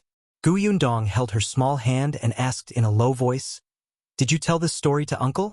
The little girl nodded. "That's right." Gu Yundong could not help but pinch her little face and shake her head in laughter. This was the bedtime story she told the little girl. It was almost a big adaptation of The Mermaid's Tale. It was mainly because Kiki was a glutton and she looked obedient and pleasant. Gu Yundong was worried that the little girl would be tricked by others with just a little food, so she deliberately made up a story to tell her not to be easily deceived by strangers. She did not expect her uncle to tell such a story today. Actually, this was also good. Now that the conditions in Yongfu village were good, countless people outside wanted to marry the girls in the village. It would be fine if they only liked the girls because of the good conditions, but those people who had ill intentions and directly schemed against other people's assets would use despicable methods to deceive the girls. That would be terrible. Xiaoyu's story was about how Xiaoyu was ignorant of the world and was deceived by a superficial person. In the end, she did not listen to her parents and insisted on being with that person. Not only did she get herself killed, but she also lost her family. The story was a little tragic, but it inexplicably resonated with many people. After Gu Xiaoxi finished speaking, the crowd lingered for a long time. Everyone was busy criticizing the inhumane scum in the story. No one noticed that there were one or two girls in the crowd who lowered their heads slightly, looking a little guilty. If you find any errors, ads pop up, ads redirect, broken links, non-standard content, etc., please let us know report so we can fix it as soon as possible. Chapter 1229. Departure to the capital later. Gu Yundong heard that a young man from another village had secretly interacted with a girl from Yongfu village. That girl was almost deceived by that young man. After listening to Gu Xiaoxi's story that night, the young lady went back and thought for a long time before telling her parents.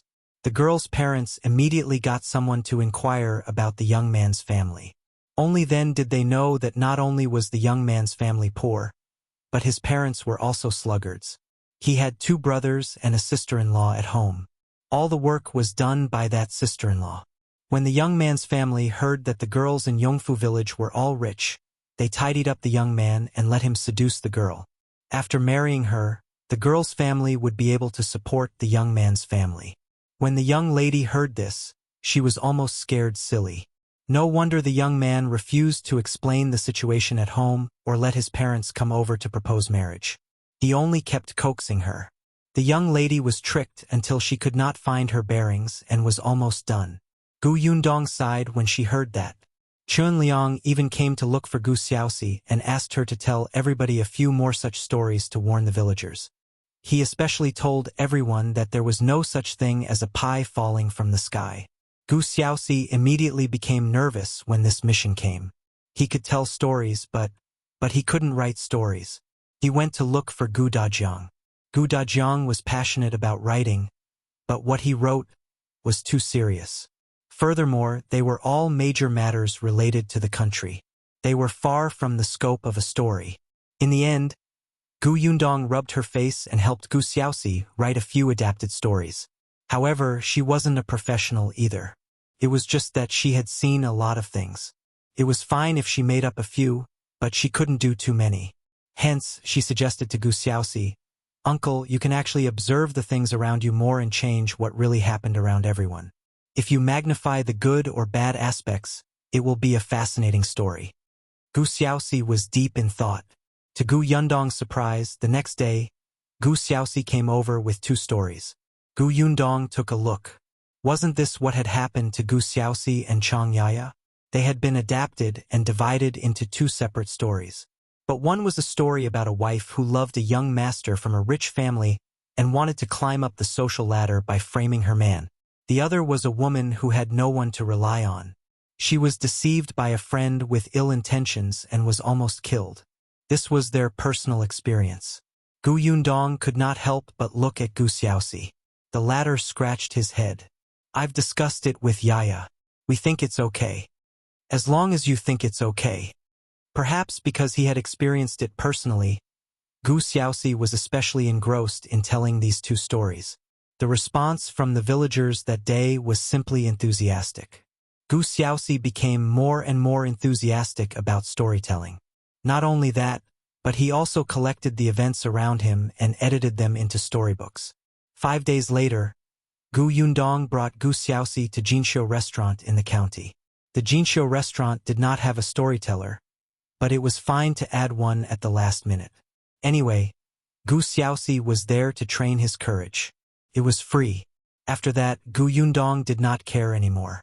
She and Xiao Qingyuan finally decided to set off to the capital to find his background. This time, the 2 of them traveled light. Gu Yundong brought Tong Shuitao, while Xiao Qingyuan brought Xiaowen. The 4 of them bade farewell to the Gu family and quickly left Yongfu village. If you find any errors, ads pop up, ads redirect, broken links, non-standard content, etc., please let us know report so we can fix it as soon as possible. Chapter 1230. 3 days to arrive. Gu Yundong returned to the prefectural city first. Nie Shuang bought a shop in the capital and was about to open it. They still had to discuss some details. On the prefecture magistrate's side, it had been exactly half a year since the vaccination. Xiao Qingyuan had to bring the bill and the number of people who had participated in the vaccination to the capital. He also had to report the situation in the Xuanhe prefecture. There was also the shop in the prefecture capital. There was no problem with Gus. The shopkeepers and waiters were all familiar with it. If they encountered any difficulties, it would be easy to find someone to help. As for the milk tea shop, she had arranged for 2 female employees. Lan Huar had just been diagnosed with pregnancy not long ago, so Gu Yundong let her rest at home. After giving birth, it was up to them to decide if she wanted to continue working. Su Qing and Zhuangzi were also married. Not long after they got married, the 2 of them were very happy. The 2 of them did not have to worry. With Madame Dai and Nie Shuang around, they would not suffer any grievances. Gu Yundong went back after taking a look. After giving instructions in the prefectural city, the 4 of them left the Xuanhe prefecture. To go to the capital, they had to pass through Wanqing prefecture first. Coincidentally, Gu Yundong had not been to Wanqing prefecture since she came back last year. She did not know how Uncle Yes grocery store was doing. Although they had exchanged letters previously, they could not say too much. There were 4 people on 1 carriage and 2 horses. If the carriage was not comfortable, they could ride horses. It was quite comfortable. Gu Yundong sat in the carriage and ate. She leaned half of her body against Xiao Qingyuan and looked at the scenery outside the window. When she fled to the Xuanhe prefecture, this place was still desolate. Now it was completely different. The new emperor had indeed done many things when he ascended the throne. "Miss, there's a river over there. Let's rest here and eat something." Tong Shuitao's voice came from outside. Gu Yundong sat up straight and her body stiffened. Xiao Qingyuan held her back and rubbed it hard. Are you feeling better? Gu Yundong nodded and stretched her back. You really can't slack off. If you become lazy, you won't be able to sit in the carriage for a few days. All the bones in your body seem to be stiff. She got out of the carriage and took a deep breath. She instantly felt refreshed. Tong Shuitao had already taken a small pot from the back of the carriage to get water. Xiao Wen was also picking firewood nearby. Gu Yundong looked around. Where are we now? How long until we reach Wanqing Prefecture? Xiao Qingyuan tied her sleeve and replied, At this speed, we will reach Wanqing Prefecture in about 3 days. That's good. The carriage makes me uncomfortable all over. Xiao Qingyuan smiled and said, We'll set off later on horseback. When we reach Wanqing Prefecture, we can take a boat to the capital. It's faster to travel by water and it'll be more comfortable to take a big ship. That was true. At the very least, she would not be stiffened. If she wanted to stand up, she could only get out of the carriage. As she spoke, Tong Shuitao had already taken out the ingredients and was preparing to set up the small stove. Miss, do we still have any hot sauce? I think we've finished the jar from before. Yes, I'll go get it. Gu Yundong quickly turned around and entered the carriage. She looked through it and found out that they actually finished the few jars she had brought along. She had made the spicy sauce. It was filled with oil, and it was especially fragrant with porridge and rice. The 4 of them would open 1 jar every few days to eat. Now that the last bottle was gone, she could only take out 2 bottles from her space. Just as she was about to take them down, she suddenly heard a commotion. If you find any errors, ads pop up, ads redirect, broken links, non-standard content, etc., please let us know report so we can fix it as soon as possible. Chapter 1231. Something missing. Gu Yundong was stunned. She was still in the carriage, but she had already lifted the curtain and looked out. Then, she realized that a convoy was walking over. They stopped not far away. It seemed that they were also planning to rest. Xiao Qingyuan, who was outside the carriage, also looked at the convoy. It looked like a caravan transporting goods. There were 6 carriages in the entire convoy. The carriages were filled with large boxes and sacks. She did not know what they were. There were a total of 14 to 15 people, all of whom were tall and strong men. They also saw Xiao Qingyuan and the others. Seeing their clothes, they could roughly guess that the newly married couple was on a long trip. The leader came over to greet Xiao Qingyuan. Little brother, we're a caravan transporting goods to Qingan Prefecture. We're here to rest for a while. It's rare for us to be fated. Little brother, where are you going? To Wanqing Prefecture. What a coincidence. We came from Wanqing Prefecture. This place is not far from Wanqing Prefecture. Where did you come from? Xiao Qingyuan felt that this person was a little annoying. Why did he ask so many questions? Everyone should just keep a distance from each other and not disturb each other. Couldn't they just go their separate ways after eating? Therefore, he only said coldly, We're going to have lunch. When the leader saw this, he understood and did not ask further. He returned to his convoy. Someone immediately surrounded him and asked, Boss, what's his background? He said that he's going to Wanqing Prefecture. He's not willing to say anything else. The leader waved his hand. Forget it. It's fine if he doesn't want to talk. Let's not interact much. Be vigilant and leave after eating. All right, I'll go get water. The 2 parties did their own things and did not disturb each other. It was just, the convoy was eating dry rations and pancakes with water, and Gu Yundong's team was eating hot pot? Yes, hot pot. Before they came, Gu Yundong had stir-fried the base of the hot pot. Now that the water was boiled, the hot pot base melted with a little water. They had also bought some meat and vegetables from the county city they had passed last night. Now that everybody was hot and cooked, it was directly covered in hot sauce. It was simply delicious. The rich taste of the hot pot made the convoy swallow their saliva. Looking at the dry rations in their hands, they could not eat anymore. Are these people really on a trip? They're not here for an outing? The leader also felt that they were here for an outing. Who would go on a long trip with such things? Gu Yundong and the other three did not think so. Firstly, they were not in a hurry. Secondly, it was especially uncomfortable to stay in the carriage all day. It was rare for them to stop to rest and eat. Of course, they treated themselves to the best extent that they could. Besides, she and Xiaoqing had just gotten married. This trip was their honeymoon. Of course, she couldn't mistreat herself and leave behind regrets. Therefore, when she suddenly mentioned that she wanted to eat hot pot last night, the four of them immediately started to buy ingredients and prepared them. The people on the convoy side became even more disoriented. They sniffed hard, regretting stopping at this place to suffer such a critical hit. After Gu Yundong finished eating, she poured a glass of water in satisfaction and slowly drank it.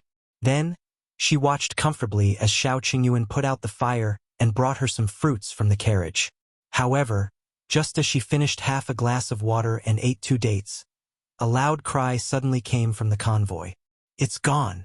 If you find any errors, ads pop up, ads redirect, broken links, non-standard content, etc., please let us know. Report so we can fix it as soon as possible. Chapter 1232. That person jumped up and run. Gu Yundong and the others subconsciously looked at the convoy. Everyone in the convoy stood up and looked nervously at the person who had spoken. What's missing? That person looked anxious. Half of the big bag of steamed buns I bought last night is gone. Also, my 2 clothes are gone, and the water in the container is gone. The people in the convoy were stunned. That's all. Could you have forgotten where you left them? Did you eat the steamed buns yourself? That person panicked. I didn't. They're really missing. I originally planned to eat them tonight. I still have pancakes. Why would I eat steamed buns? This time I brought 2 sets of clothes for changing. Now I'm wearing 1 set. The remaining set is gone, and the jacket I used to sleep with is also gone. The others looked at each other. The leader frowned. They shouldn't have disappeared for no reason. Everyone, look around and see if they're mixed up elsewhere. He couldn't have met a thief, right? Which thief would be so stupid as to steal food, drinks, and clothes instead of these valuable goods? The leader waved his hand, and the others immediately moved. However, just as they started looking on the first carriage, a person suddenly jumped out from behind the last carriage and ran into the forest in front without looking back. It was probably too sudden. The people in the convoy were stunned. The next moment, they heard the man who had lost something shout, "Hey, my clothes! He's wearing my jacket." As soon as he finished speaking, the man quickly chased after him. The others ran forward one after another. The leader frowned and shouted, "Just 2 people will chase after them. The rest of you stay here on guard." The people who were running forward suddenly realized that there were still several carriages of their goods here. How could they all leave? They returned to the convoy and saw the steamed buns that fell beside the last carriage. They squatted down and picked them up one by one. Was that guy a beggar who came from somewhere? He hadn't eaten for a few days, so he came to our convoy to steal some food? Looking at the current situation, that seemed to be the case, but the leader was cautious. He instructed the few of them, "See if there's anything wrong with the goods. We'll see if they catch up to them." Yes, the others began to check. Not far away, Gu Yundong and Xiaoqing looked at each other and quietly continued walking by the river to digest their food. There seemed to be nothing else missing from the convoy. After a while, the 2 pursuers returned. However, they were the only ones who returned. The leader asked, "You didn't catch up?" "We followed him to the river on the other side of the forest. There's a bamboo raft parked on the shore. That person ran far away with a bamboo pole. We couldn't catch up." "Boss, are we missing anything?" "No." The leader frowned. "There are only 2 pieces of your clothes missing." The man who had lost his clothes sighed with a frown. However, it was a good thing that the goods weren't missing. However, the leader felt that it was not appropriate to complicate matters, so he called for everyone to stop resting and leave quickly. They didn't speak to Xiaoqing and the others anymore. They hurriedly packed up and the convoy quickly left. The lively lakeside instantly fell silent. Tong Shuitao went to Gu Yundong's side. "Miss, what do you think happened just now?" "I don't know. Anyway, it's none of our business. We'll leave later too." If you find any errors, ads pop up, ads redirect, broken links, non-standard content, etc., please let us know report so we can fix it as soon as possible.